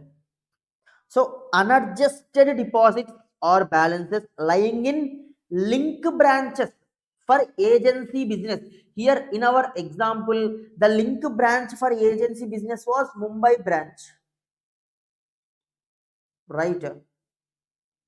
Like dividend warrants, interest warrants, refund of application money, etc. In respect of shares, debentures, to the extent of payments made by other branches but not adjusted by the link branches. So other branches like Hyderabad branch made payments to the shareholders but not adjusted by the link branch. Okay, still not received money from link branch. So here in our example, SBI branch of Mumbai is the link branch for agency business, because Mumbai branch is acting as an agent of Reliance Industries for distribution of dividend. Clear? Yeah. Next, final exclusion: margins held and kept in sundry deposits for funded facility. What is meant by funded facility? See, the facilities that the bank gives, they are of two types. One is a funded facility. Okay, one is funded facility. Another one is non-funded facility. Now, funded facility means there will be outflow of money. Outflow of money. Like bank has given term loan, there will be outflow of money. Bank has given cash credit, there will be outflow of money. All these are funded facilities wherein outflow of money will be there. Non-funded facility means there will not be any outflow, like giving a guarantee. Bank has given a guarantee. For giving a guarantee, will there be any outflow of money? No, there will not be any outflow of money. So guarantee is a non-funded facility. So in our situation, they have mentioned about funded facilities. So with respect to, let's say for example,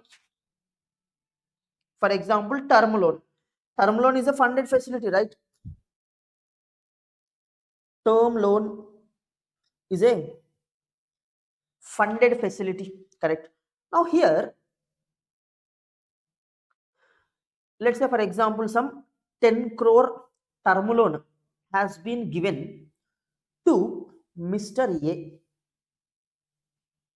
For this 10 crore term loan, of course, it will accept a security. Let's say land has been given as a security by Mr. A. Now, the value of land is exactly 10 crore. The value of land is exactly 10 crore. Will the bank give entire 10 crore? No. It will keep certain margin for the loan that it gives. Correct or not? So, for the 10 crore worth of land, it will give some 9 crore only as a loan. Correct or not? By deducting some margin, it will give the loan. Another way to understand this is the value of land is 10 crore rupees only. For this branch, bank will not give entire 10 crore as loan.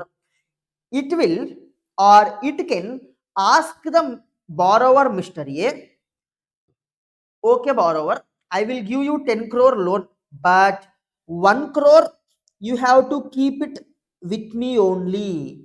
Balance 9 crore only you can withdraw. So this 1 crore is kept by the bank as a margin. Now this margin amount is a liability for the bank because it belongs to the borrower Mr. A, because he has given complete land of 10 crore as a security to the bank, but taking only 9 crore as loan. Remaining 1 crore which belongs to him, he has kept with the bank only. So this is a liability for the bank. But the bank says that but RBI says that you need not include it in the demand and time liability calculation. See, once I will read, you will be able to understand. Margins held and kept in security deposit for funded facilities. Clear? Yes. So these are the items that should be excluded while calculating demand and time liabilities. So why you are calculating demand and time liabilities? For the because CRR and SLR will be calculated on demand and time liabilities only. For that purpose, you are calculating, determining demand and time liabilities. Clear? Yes.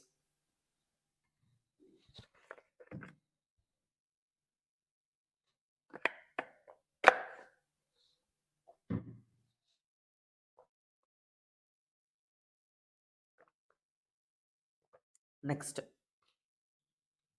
RBI has told that the below points you have to include in the demand and time liabilities. Above points you have to exclude from the demand and time liabilities. The points that we are going to discuss now, they should be included in the demand and time liabilities. What are those points? We will see.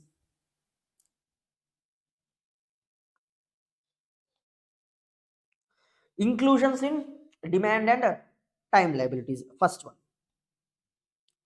net credit balance in branch adjustment accounts. Credits outstanding for more than 5 years required to be considered at gross. What is this? Once again, read it and try to understand whether you will be able to understand it. Net credit balance in branch adjustment account. Credits outstanding for more than 5 years required to be considered at gross. So this has to be included in DTL. Okay, sir, we will include in DTL. But first of all, what is that? In order to include in DTL, we should understand what is that. Let me tell you. First of all, we'll understand what is this branch adjustment account. See,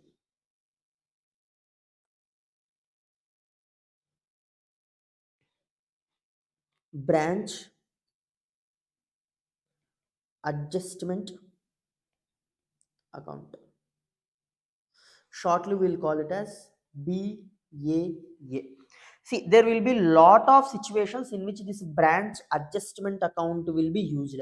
I will just to tell you one of the example where this branch adjustment account will be used. So again, in order to keep the things simple, let us take example of SBI Bank. Okay, SBI Bank. Now, SBI Bank, it is having lot of branches, correct or not? There is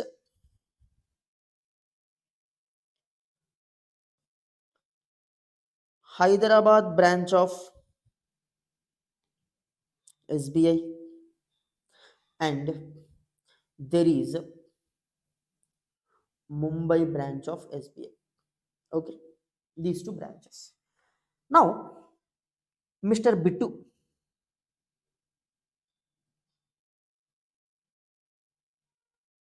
So, Mr. Bittu, he will be always smiling.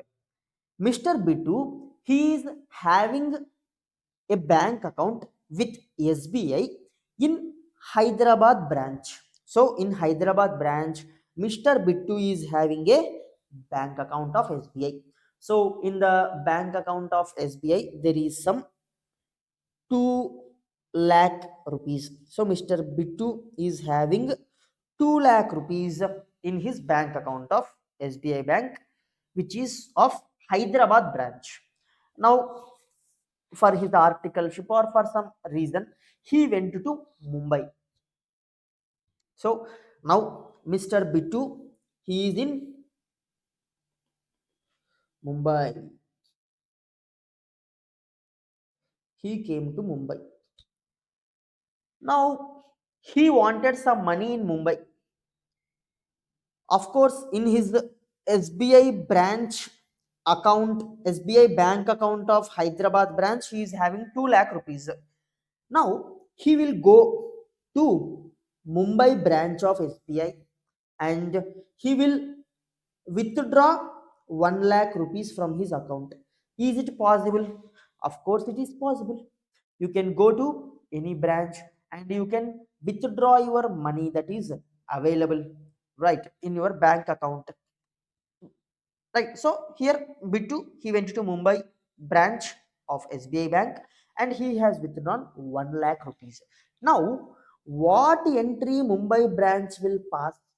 This 1 lakh rupees, it is lying with Hyderabad branch.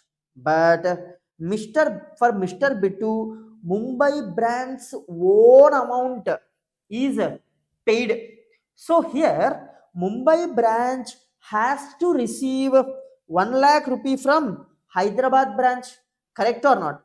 So it will first of all create Hyderabad branch as a debtor, right? So in branch adjustment account debit to B2, not B2 to cash. It has given the cash, na cash account. So initially Mumbai branch doesn't know in which branch B2 is having the account. So it has debited the branch adjustment account. Understanding? And later on, once the amount is paid, later on within 1 day or 2 day, the branch adjustment account will be adjusted. Okay, with Hyderabad branch. Hyderabad branch, Hyderabad branch account debit to branch adjustment account 1 lakh, 1 lakh, 1 lakh, 1 lakh. Understand? So generally these branch adjustment account, it gets closed within 1 or 2 days. Once the transaction is cleared, it gets closed. At the end, the branch adjustment account should show balance as 0. Clear? Now if at all there is any credit balance in this branch adjustment account, so net, I am telling net. So in this situation branch adjustment account has got debit balance now. Let's say same situation you reverse. B2 is having account with Hyderabad branch, right? For withdrawal, okay, for withdrawal from Mumbai branch adjustment account has been debited. Let's say in the same situation B2 he deposits amount of 1 lakh rupees with Mumbai branch, but he is having account with Hyderabad branch. Okay, with Hyderabad branch his bank account is there, but since he is in Mumbai, he has earned some money. He has deposited the money with Mumbai branch of SBI account. SBI, right? Now here Mumbai branch has collected 1 lakh rupees, but it should be given to Hyderabad branch, correct or not? So here what entry will be passed by Mumbai branch? Cash account debit, cash account debit 1 lakh rupees to branch adjustment account, because still Mumbai branch doesn't know where this Mr. Bittu is having account. So initially the amount will be kept in branch adjustment account. After that, so here if you see bank branch adjustment account has got credited here. There is a credit in branch adjustment account, and later on within 1 or 2 days it will be adjusted. Branch adjustment account debit 1 lakh rupees to Hyderabad branch, right? 1 lakh rupee. So branch adjustment account has got nullified, correct? So the rule is that every time there should not be any balance in the branch adjustment account. There should be zero balance in the branch adjustment account. So to ensure zero balance in the branch adjustment account, each and every branch on a daily basis it has to reconcile the transactions that has occurred between the branches. Only if the transactions are reconciled, branch adjustment account will show 0. If transactions are not reconciled, then branch adjustment account might show debit or credit, correct or not? So at the bank level, in the branch adjustment account, there will be some debits, correct? There will be some debits and there will also be some credits. On a daily basis, there will be lot of credits, lot of debits, right? Now, what RBI says is, see, here the purpose is RBI wanted all the banks to reconcile their branch adjustment accounts on a real-time basis. RBI doesn't want banks to have any balance in the branch adjustment account. So RBI wanted to force all the banks to reconcile their interbranch transactions immediately. So what RBI has done, if at all the interbranch transactions are not reconciled and if any balance is being shown in the branch adjustment account, then net credit balance will be there na. Okay, after adjusting credits and debits, net credit balance will be there na. That has to be included in the net demand and time liability calculation. What happens if this branch adjustment account credit balance is included in the net demand and time liabilities? Let's say there is 100 crore unadjusted amount in the branch adjustment accounts. Now this 100 crore will be included for calculation of net demand and time liabilities. Once you include it in the calculation of net demand and time liabilities, on this you will calculate CRR of 4.5%, that means 4.5 crore, and SLR of 18% on this you will calculate, that means 18 crore. That means unnecessarily 22.5 crore rupees has to be invested by the bank in some securities because of this 100 crore unadjusted balance in the branch adjustment account. Correct or not? So what the banks will do, they will immediately adjust the branch adjustment accounts. That's what RBI wanted. RBI wanted all the banks to adjust their branch adjustment accounts immediately. No credit balance should be there in the branch adjustment account. Always it should show zero balance to ensure that RBI has put this rule. If I properly tell you to adjust to reconcile the branch adjustment accounts, banks will not listen. If RBI says that if at all there is any credit balance, I will include it in the calculation of net demand and time liabilities, then all the banks they will adjust, because if that is included in the demand and time liabilities, you got to know what the situation will be. Unnecessarily lot of money of the bank gets blocked. So no bank wanted its money to get blocked. Correct or not? Yes. So this is the situation. Net credit should be included in the calculation of demand and time liabilities. Here, there is one more important point that you need to focus. If at all any credit balance is remained unadjusted for more than 3 years, is it 3 years only? I guess it is 3 years only. 5 years, sorry, not 3 years, 5 years.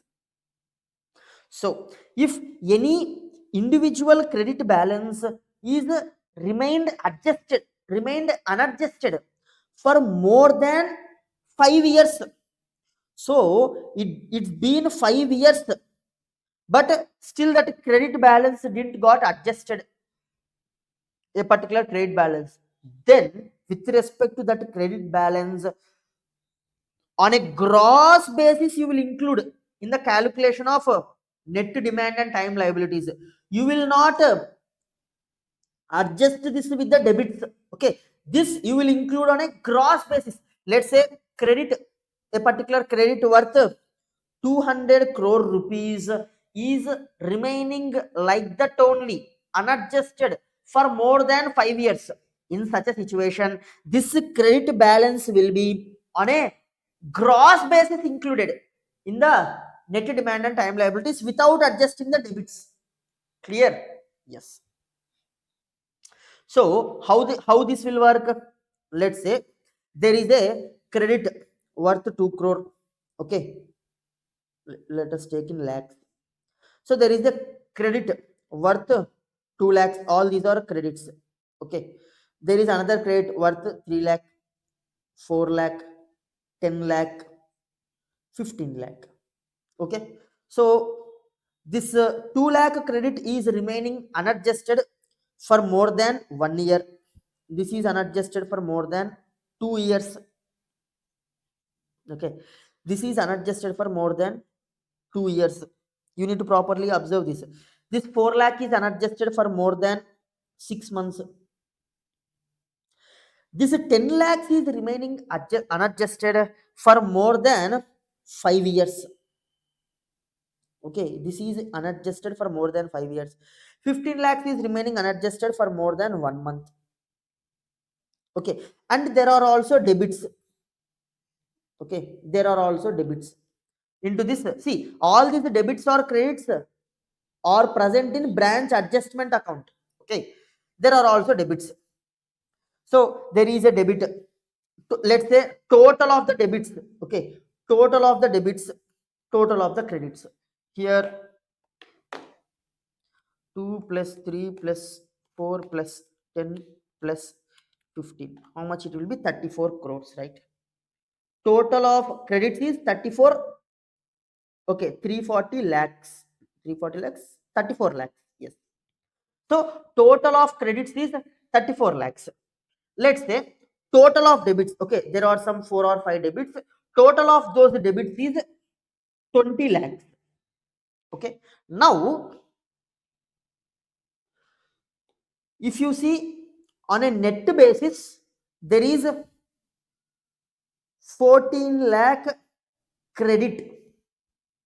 Okay, net 14 lakh credit in the branch adjustment account, correct? So while calculating net demand and time liabilities, how much you will include? Will you include 14 lakhs in the net demand and time liabilities? No. First of all, you have to, this 10 lakhs is there, na? This 10 lakhs you have to keep aside. Okay, from this 34 lakh total credit, you remove 10 lakhs because it is outstanding for more than 5 years. So how much it will become? 24 lakh it will become. So 24 lakh credit balance. From this you will reduce the debit balance 20 lakh. Okay, I guess we need to change the example a little bit.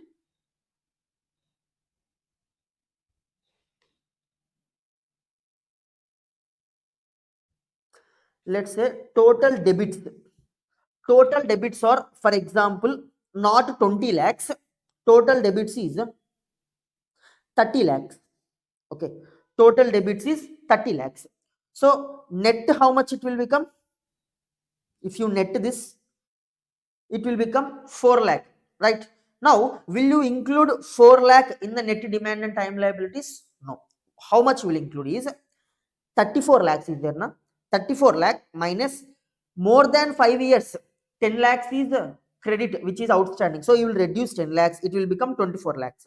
So from that 24 lakhs, you will reduce 30 lakhs because debits you have to adjust. Here you can observe, we have discussed it is on net basis. If you see net credit balances, understanding. So net credit balance means credit balances after reducing debits. So from 24 lakhs, if you reduce 30 lakhs debit, it becomes 0. Okay, if at all there is any debit balance, that you need not take to net demand and time liabilities. So 0 plus, with respect to amount that is remaining unadjusted for more than 5 years, you will take it on gross basis. See, the terminology is used. Credits outstanding for more than 5 years required to be considered gross basis. So you will not consider or reduce the debits for that 10 lakh rupees, plus this more than 5 years outstanding 10 lakhs as it is you will take. So 0 plus 10 lakhs, how much it will become? 10 lakhs you will add to net demand and time liabilities. Understood the calculation? See, simple. The basic rule is, if at all there is any credit balance in the branch adjustment account, net credit balance, then you have to consider this net credit balance into net demand and time liabilities. Clear?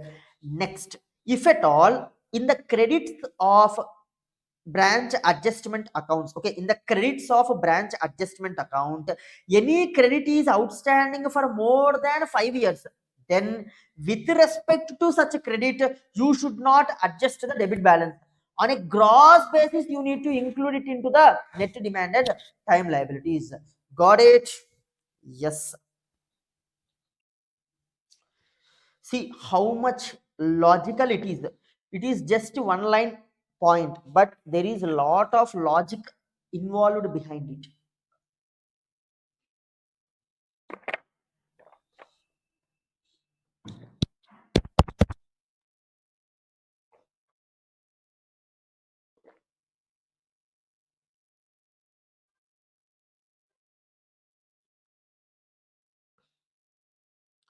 So you need to include net credit balance in the branch adjustments accounts for calculating demand and time liabilities.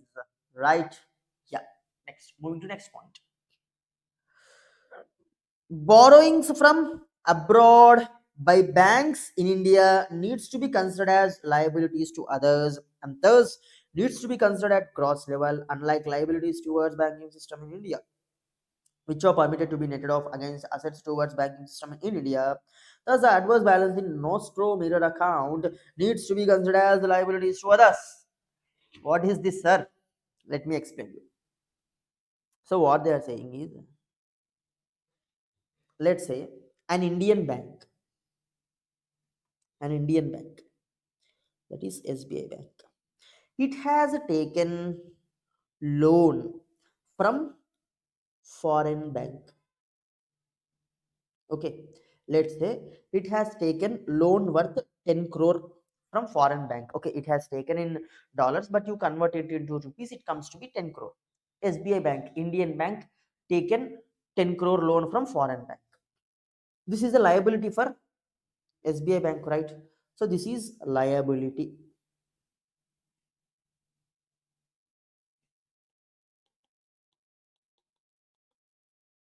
Similarly, SBI Bank also given loan of some 5 crore to some another foreign bank. Okay, to some another foreign bank number 2. Now this is a asset. Both are related to foreign banks only, right? Loan given to one foreign bank, loan accepted from another foreign bank. Now in this situation, what RBI says is, this liability is there now. This liability, this has to be included in the net demand and time liability calculation at a gross basis. That means you should not reduce this 5 crore from the 10 crore and show only 5 crore in the net demand and time liabilities. No, you have to show complete 10 crore on a gross basis in the demand and time liabilities. Getting it? Yes. But if you see the same situation with respect to Indian banks, you can adjust. Let's say for example, SBI Bank taken loan from HDFC Bank. Okay, 10 crore loan it has taken. So it is a liability for SBI Bank. Similarly, SBI Bank given loan to ICICI Bank. Okay, so of 5 crore rupees. This is a asset. This is an asset to SBI Bank. But here in this situation, loan given and taken from Indian banks only. In this situation, you can include in the net demand and time liabilities, net demand and time liabilities on net basis. That means from 10 crore you can reduce 5 crore and balance 5 crore can only be included in the net demand and time liabilities, because these are the with Indian banks. But with respect to foreign banks, you have to include in the net demand and time liabilities on a gross basis. That's what they are saying. Understood now? Understood the point that they are saying? Yes.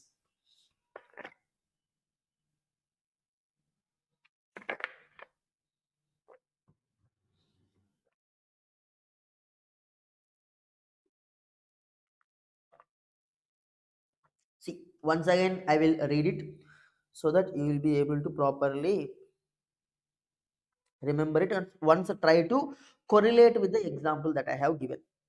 See, borrowings from abroad, foreign banks, by banks in India needs to be considered as liabilities to others, and thus needs to be considered at gross level, unlike liabilities towards banking system in India, which are permitted to be netted off against assets towards banking system in India.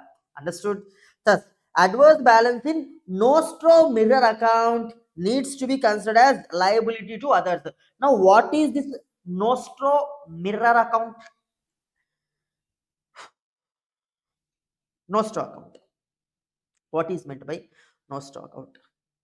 See, here in this particular concept of CRR, SLR, and net demand and time liabilities, there are lot of banking terminologies that are present. So I have to explain you each and banking terminology. So it is taking a lot of time. Okay.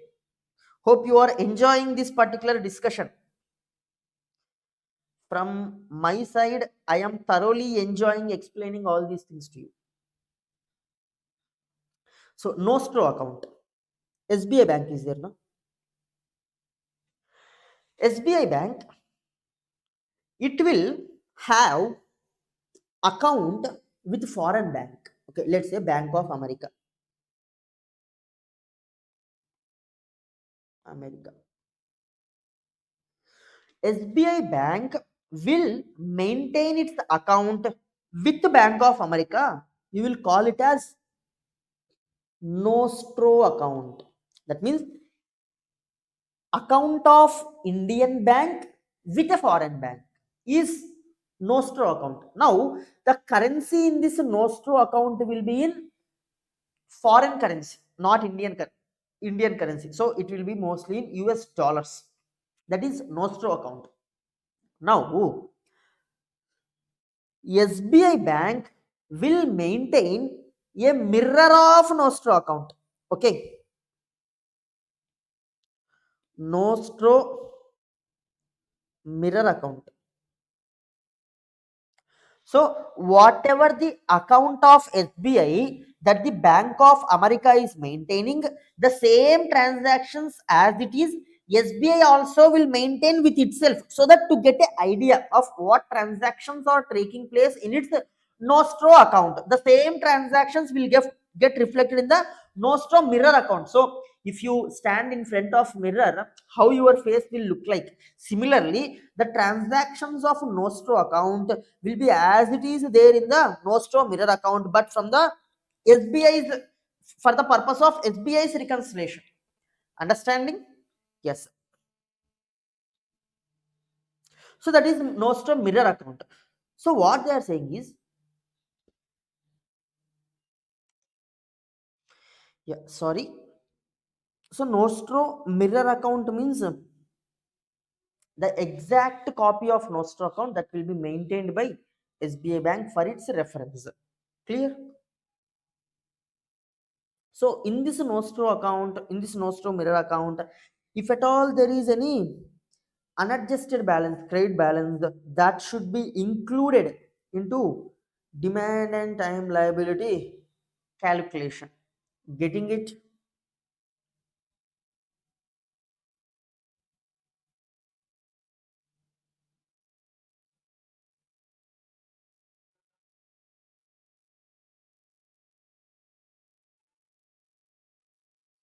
Next,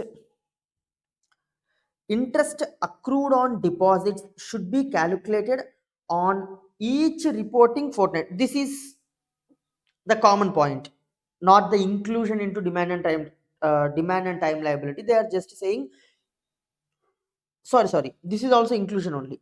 See. This is also very interesting point. It will be interest accrued on deposits should be calculated on each reporting fortnight as per the interest calculation method applicable to various types of accounts, whether or not such interest is accounted for in the books of accounts, so that the bank's liability in this regard is fairly reflected in total net demand and time liabilities of the same fortnightly return. What is this? I told you, net demand and time liabilities will be calculated once in every fortnight, right? On reporting Friday, it will be calculated. I told, let me take you here. So, what did I tell you? So, in our example, on 4th April 2025, net demand and time liability position will be calculated, right? Again, on that net demand and time liability position, you will calculate SLR, CRR. So, from 4th April to 17th April, on that same net demand and time liability, you will calculate that 18% and 4.5%. Again, after 17th April, on 18th April, you will again calculate net demand and time liability position, right? So, like this, when you are calculating net demand and time liability position between these periods, that means between 4th April, okay, the date on which you have previously calculated net demand and time liability, and 18th April, okay, between these two dates, on demand and time liabilities, that means on saving deposits, on fixed deposits, certain interest would have been accrued. Interest accrued, right? See, whenever any customer keeps balance in the savings deposit account, bank needs to pay interest. On fixed deposits also, bank needs to pay interest. Generally, bank will pay interest on monthly basis, right? So here, the duration is not 1 month, it is only 14 days. So for 14 days, certain interest would have accrued, and the interest for this 14 days is liability for the bank, even though it is not accounted for in the books of accounts, even though it is not yet due, it will become due only at the end of the month, but 14 days interest has got accrued, and this is liability for the bank. So on 18th April, when you are calculating net demand and time liability, this accrued interest should also be included. Understanding? So accrued interest which has been accrued for the previous fortnight should be included into net demand and time liability calculation, because this is also a liability. It has been accrued, even though it is not due, it is a liability on the part of bank. It has to pay to the deposit holder. So to reflect the correct position, it is better to include this interest accrued also in the net demand and time liabilities. That's what they are saying. See, once again I'll read it, you'll be able to understand.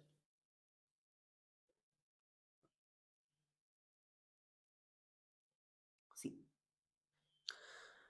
interest accrued on deposits should be calculated on each reporting fortnight as per the interest calculation method applicable to various type of accounts, whether or not such interest is accounted for in the books of accounts, so that bank's liability in this regard is fairly reflected in the total net demand and time liabilities of same fortnightly return.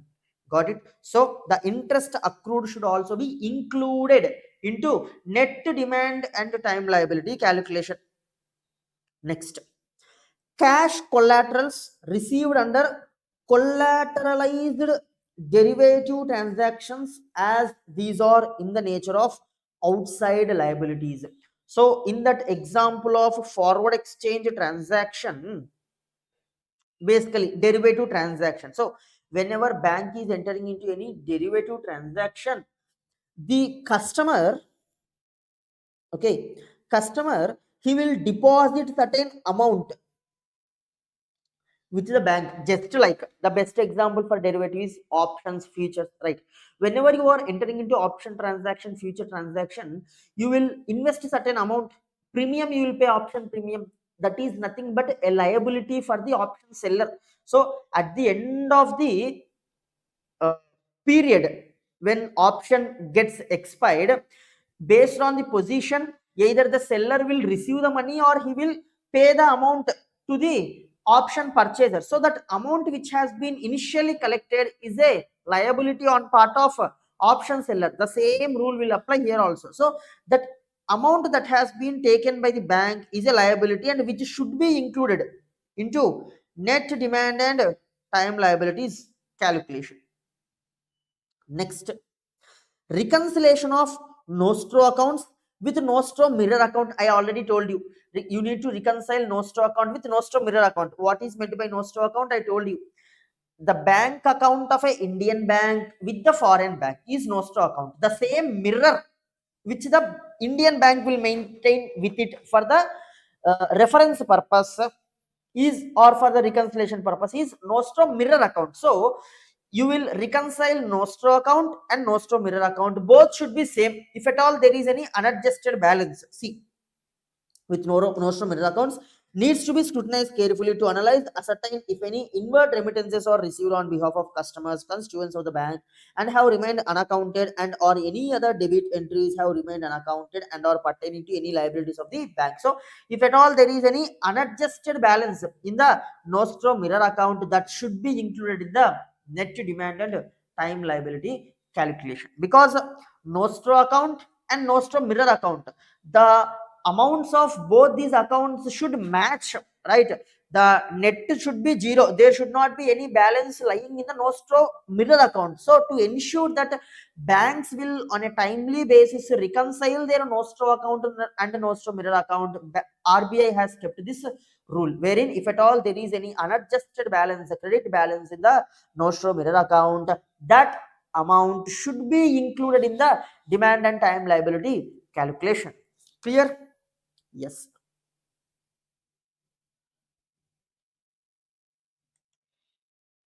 Next, certain exempted categories.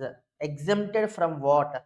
Exempted from inclusion in net demand and time liabilities. So just like we have discussed that exclusion points, now these are also similar. You should not consider the below points for calculating net demand and time liabilities. See, while examining computation of DTL, demand and time liabilities, auditor may specifically examine details of exempted categories. Exempted categories means the liabilities which should not be included into the calculation of demand and time liabilities. Let's see. First one, minimum eligible credit and outstanding long-term bonds to finance infrastructure loans and affordable housing loan as per RBI circular. Now, banks, in order to give infrastructure loans and affordable housing loans, they can raise money through bonds. So what the bank can do is, let's say for example, the same, our basic example, SBI bank. Let me write it here.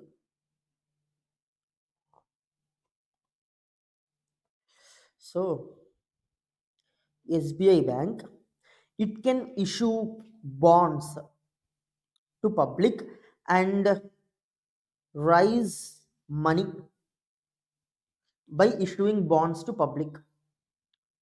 Okay, and SBI bank, it will use this money for giving loans to infrastructure projects and housing loans. So government want banks, okay, government want to encourage banks to give these infrastructure loans and housing loans. So if at all banks have taken any money by raising bonds for this purpose, then this money, it is a liability for the bank, right? But bank is raising it for this specific purposes which government wants to promote. So RBI told that this liability should not be included in net demand and time liabilities. See, not all the money, only the eligible credit. Okay, RBI has given certain restrictions. RBI has kept certain rules.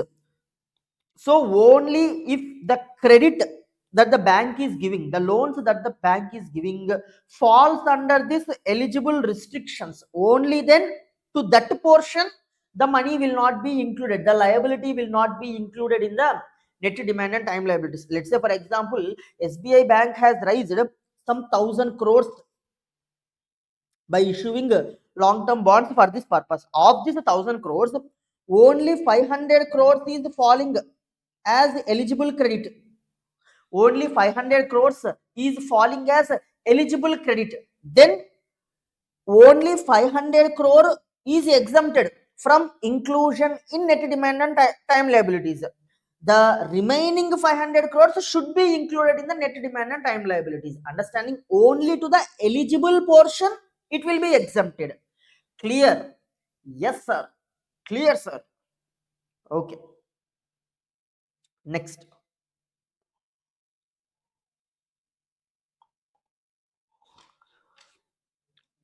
The eligible amount of incremental FCNR and NRE deposits of maturities of 3 years and above.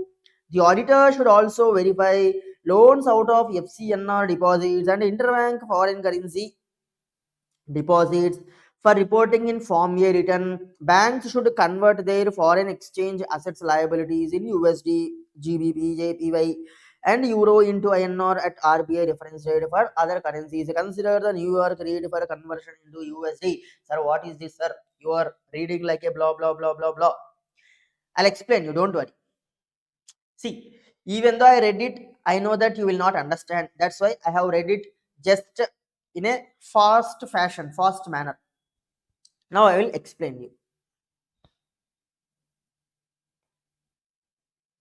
So first of all, we have found a term FCNR. What is meant by FCNR? FCNR means foreign currency non-resident account. So FCNR means foreign currency non-resident account. Who can open this FCNR account?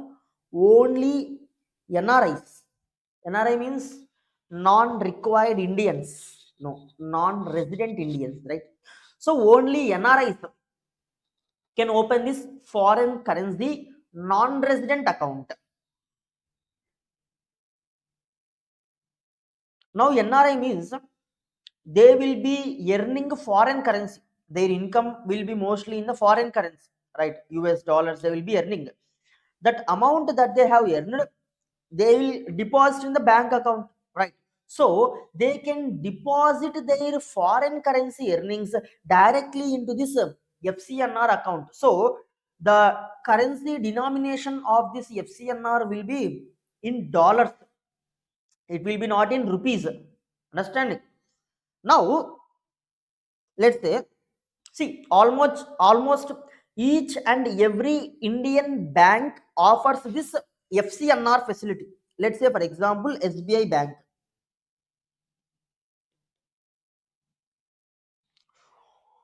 Now there is one particular NRI who lives in America. He has earned US dollars.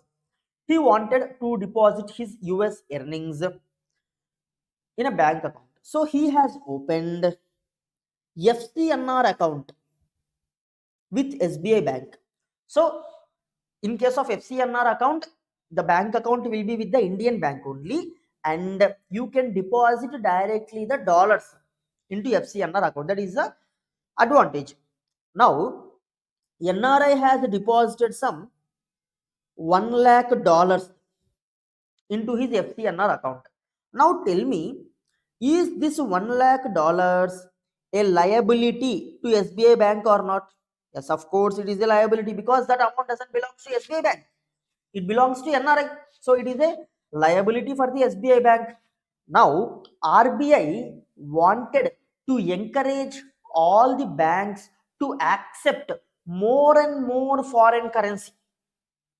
Understanding, RBI want to encourage all the banks to open more and more FCNR accounts and accept more and more foreign currency, because if country gets a foreign currency, it is very beneficial for the country, because for all the imports that the country makes, payment has to be made in the foreign currency. So foreign currency is very much important for a country.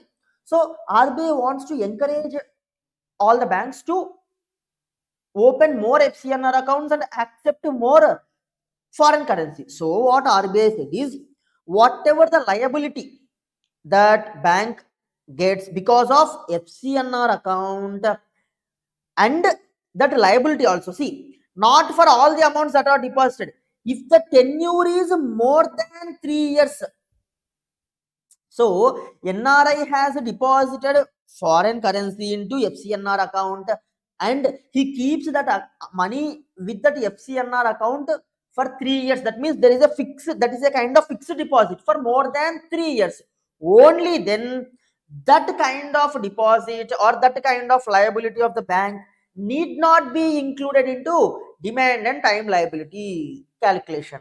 Understanding demand and time liability calculation. Getting it? So if NRI opens a FCNR account and deposits foreign currency into FCNR account with a tenure of minimum 3 years, then that becomes a liability for SBI Bank. But RBI, in order to encourage receipt of these foreign currencies, it has told that banks need not include this liability in the calculation of net demand and time liabilities. Clear? Yes, sir. Next. Similarly, you also found their NRE account. NRE account. What is meant by NRE account? Non-resident external account.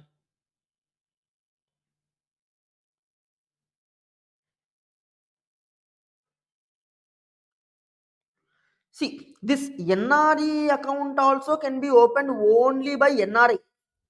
But the only difference between NRE account and FCNR account is, in case of FCNR account, the denomination will be in dollars.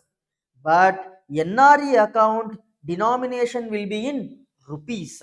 That's the only difference. So the same rule whatever we have discussed here in FCNR account, it will be applicable even for NRE account also.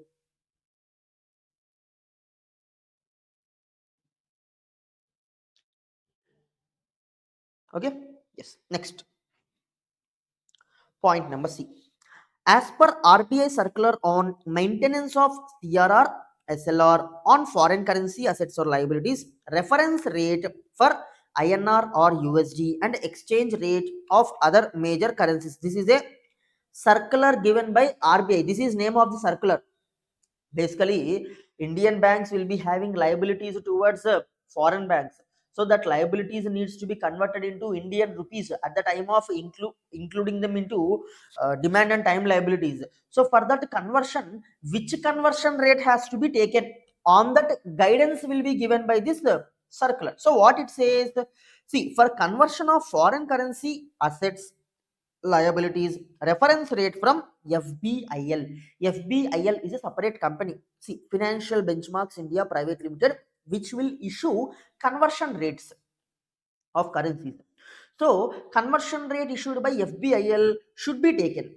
If reference rate is not available from FBIL, banks may continue to use New York closing rate for conversion of such currency into USD.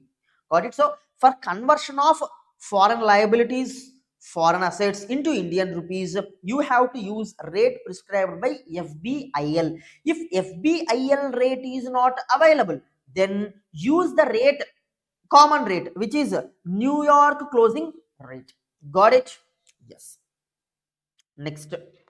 Auditor should also particularly examine whether the balance in branch adjustment account of foreign branches have been taken into account in arriving at the net balance in the branch adjustment account. This is a common point that the auditor needs to verify. About this we have already discussed, branch adjustment account. So branch adjustment account with respect to not only Indian branches you have to check, whatever the point we have seen, with respect to foreign branches branch adjustment account also you need to see. If at all there is any credit balance in the foreign branch adjustment account, that should also be included into the demand and time liabilities.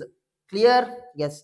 Next, auditor should examine the correctness of data in Form A written for CRR. Now here basically what happens is there are two forms, Form A and Form 8. Okay. See, let me go sideways. Form A is for CRR. Form 8 is for SLR. Basically, every bank has to file these two forms with RBI, okay, showing whether they have properly calculated net demand and time liabilities, and on that net demand and time liabilities, whether they have properly calculated CRR and SLR, and whether they have properly invested the money in the specified investments or not. So this return has to be filed once in every fortnight, okay, once in every 15 days, as and when you calculate the net demand and time liabilities now on a reporting Friday. After that, a 7 days due date is there. Within 7 days of the end of a fortnight, you have to submit this returns Form A and Form 8 to RBI. Getting it? So Form A, Form 8 are the returns to be submitted by banks. To whom? To RBI. On what? Form A is on maintenance of CRR. Form 8 is on maintenance of SLR. What is the due date? Actually, once in every fortnight, you will calculate net demand and time liabilities. Now, within 7 days from such calculation,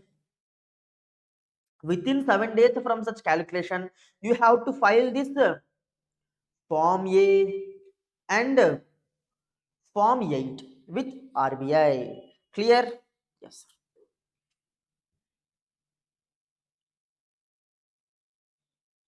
Next.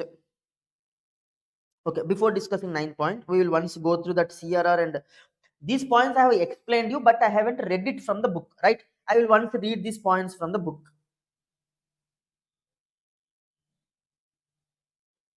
See, compliance with CRR and SLR requirements.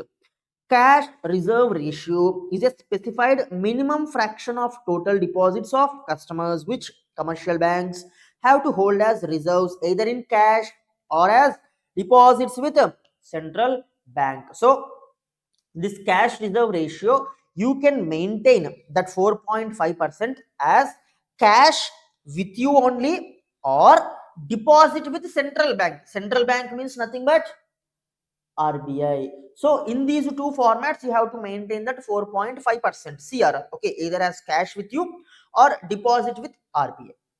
Requirement for maintenance of CRR by banking companies is contained in the Banking Regulation Act 1949. Okay, in Banking Regulation Act 1949, it is prescribed that all the banks should maintain the CRR of 4.5% is the current rate. It can vary in future. Next, statutory liquidity ratio.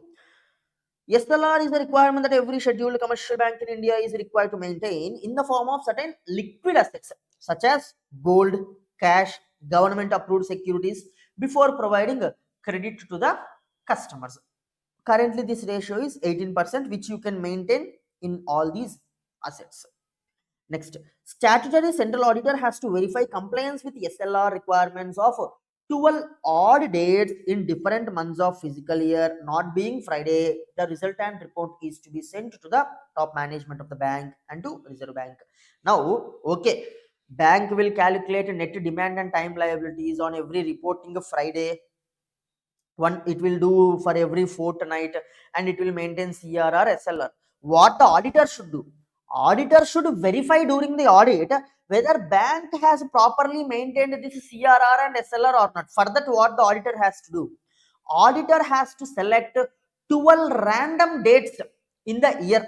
Okay, so in the year that the auditor is doing the audit, he needs to randomly select some 12 dates, not being Friday. Okay, the date that you will select for verification of CRR and SLR should not be Friday. Why? Because on Friday is a reporting fortnight, right? Friday can be a reporting fortnight. So on Friday only you will calculate net demand and time liability. So apart from Friday, auditor will select any 12 dates, and on those 12 dates he will recalculate whether bank is properly maintaining CRR and SLR or not. So this is how auditor will audit the CRR and SLR requirements. How? By selecting 12 audits and recalculating whether it is maintained or not. Okay, and the report he has to submit to top management of bank and also to Reserve Bank. So after doing this analysis, whatever findings he find, that report he needs to submit to management of the bank and also to Reserve Bank of India, to RBI. So to these two people, the report of verification of CRR and SLR has to be submitted by the auditor. Clear? Understood? Yes. Next, audit procedures. This will be simple only. Obtain understanding of relevant circulars, instructions of RBI, particularly regarding composition of items of demand and time liabilities. Just now we have discussed. Now, auditor should have idea of all these items. Okay, all this is discussed in the form of circulars by Reserve Bank of India. So auditor needs to understand various circulars issued by Reserve Bank of India with respect to items that has to be included and excluded from the demand and time liabilities. Clear? Yeah. Next, request the branch auditors to send their weekly trial balance as on Friday, and these are consolidated at the head office. Based on this consolidation, DTL position is determined for every reporting Friday. The statutory central auditor should request the branch auditor to verify the correctness of trial balance relevant to the dates selected by him or her. The branch auditor should also specifically request it to examine the cash balance of the branch on selected dates. Now, these 12 dates are selected by statutory central auditor. Okay. Now, statutory central auditor should ask the branch auditors to send trial balance as on these dates of the individual branch by checking whether all the trial balance is proper or not. And statutory central auditor at the central level, he will consolidate all the trial balances and he will verify whether net demand and time liabilities has been calculated properly or not, and whether CRR is maintained or not, and whether SLR is maintained or not. This will be checked at the entire bank level, not at the branch level. Understanding? This CRR, SLR will be checked at the bank level. So who will check? Statutory central auditor will check. For checking, statutory central auditor will take help of statutory branch auditors by asking the branch auditors to send the trial balances. Getting it? Yes. Next, examine on a test basis consolidation regarding DTL position prepared by the bank with reference to related returns received from branches. The auditor should examine whether valuation of securities done by the bank is in accordance with the guidelines prescribed by the RBI. So the auditor, he will check whether the valuation of securities that in which the bank has invested, are they valued properly, whether these requirements of CRR, SLR, are they properly maintained, and whether net demand and time liabilities, has it been properly calculated. All these the auditor will check. Got it? Yes.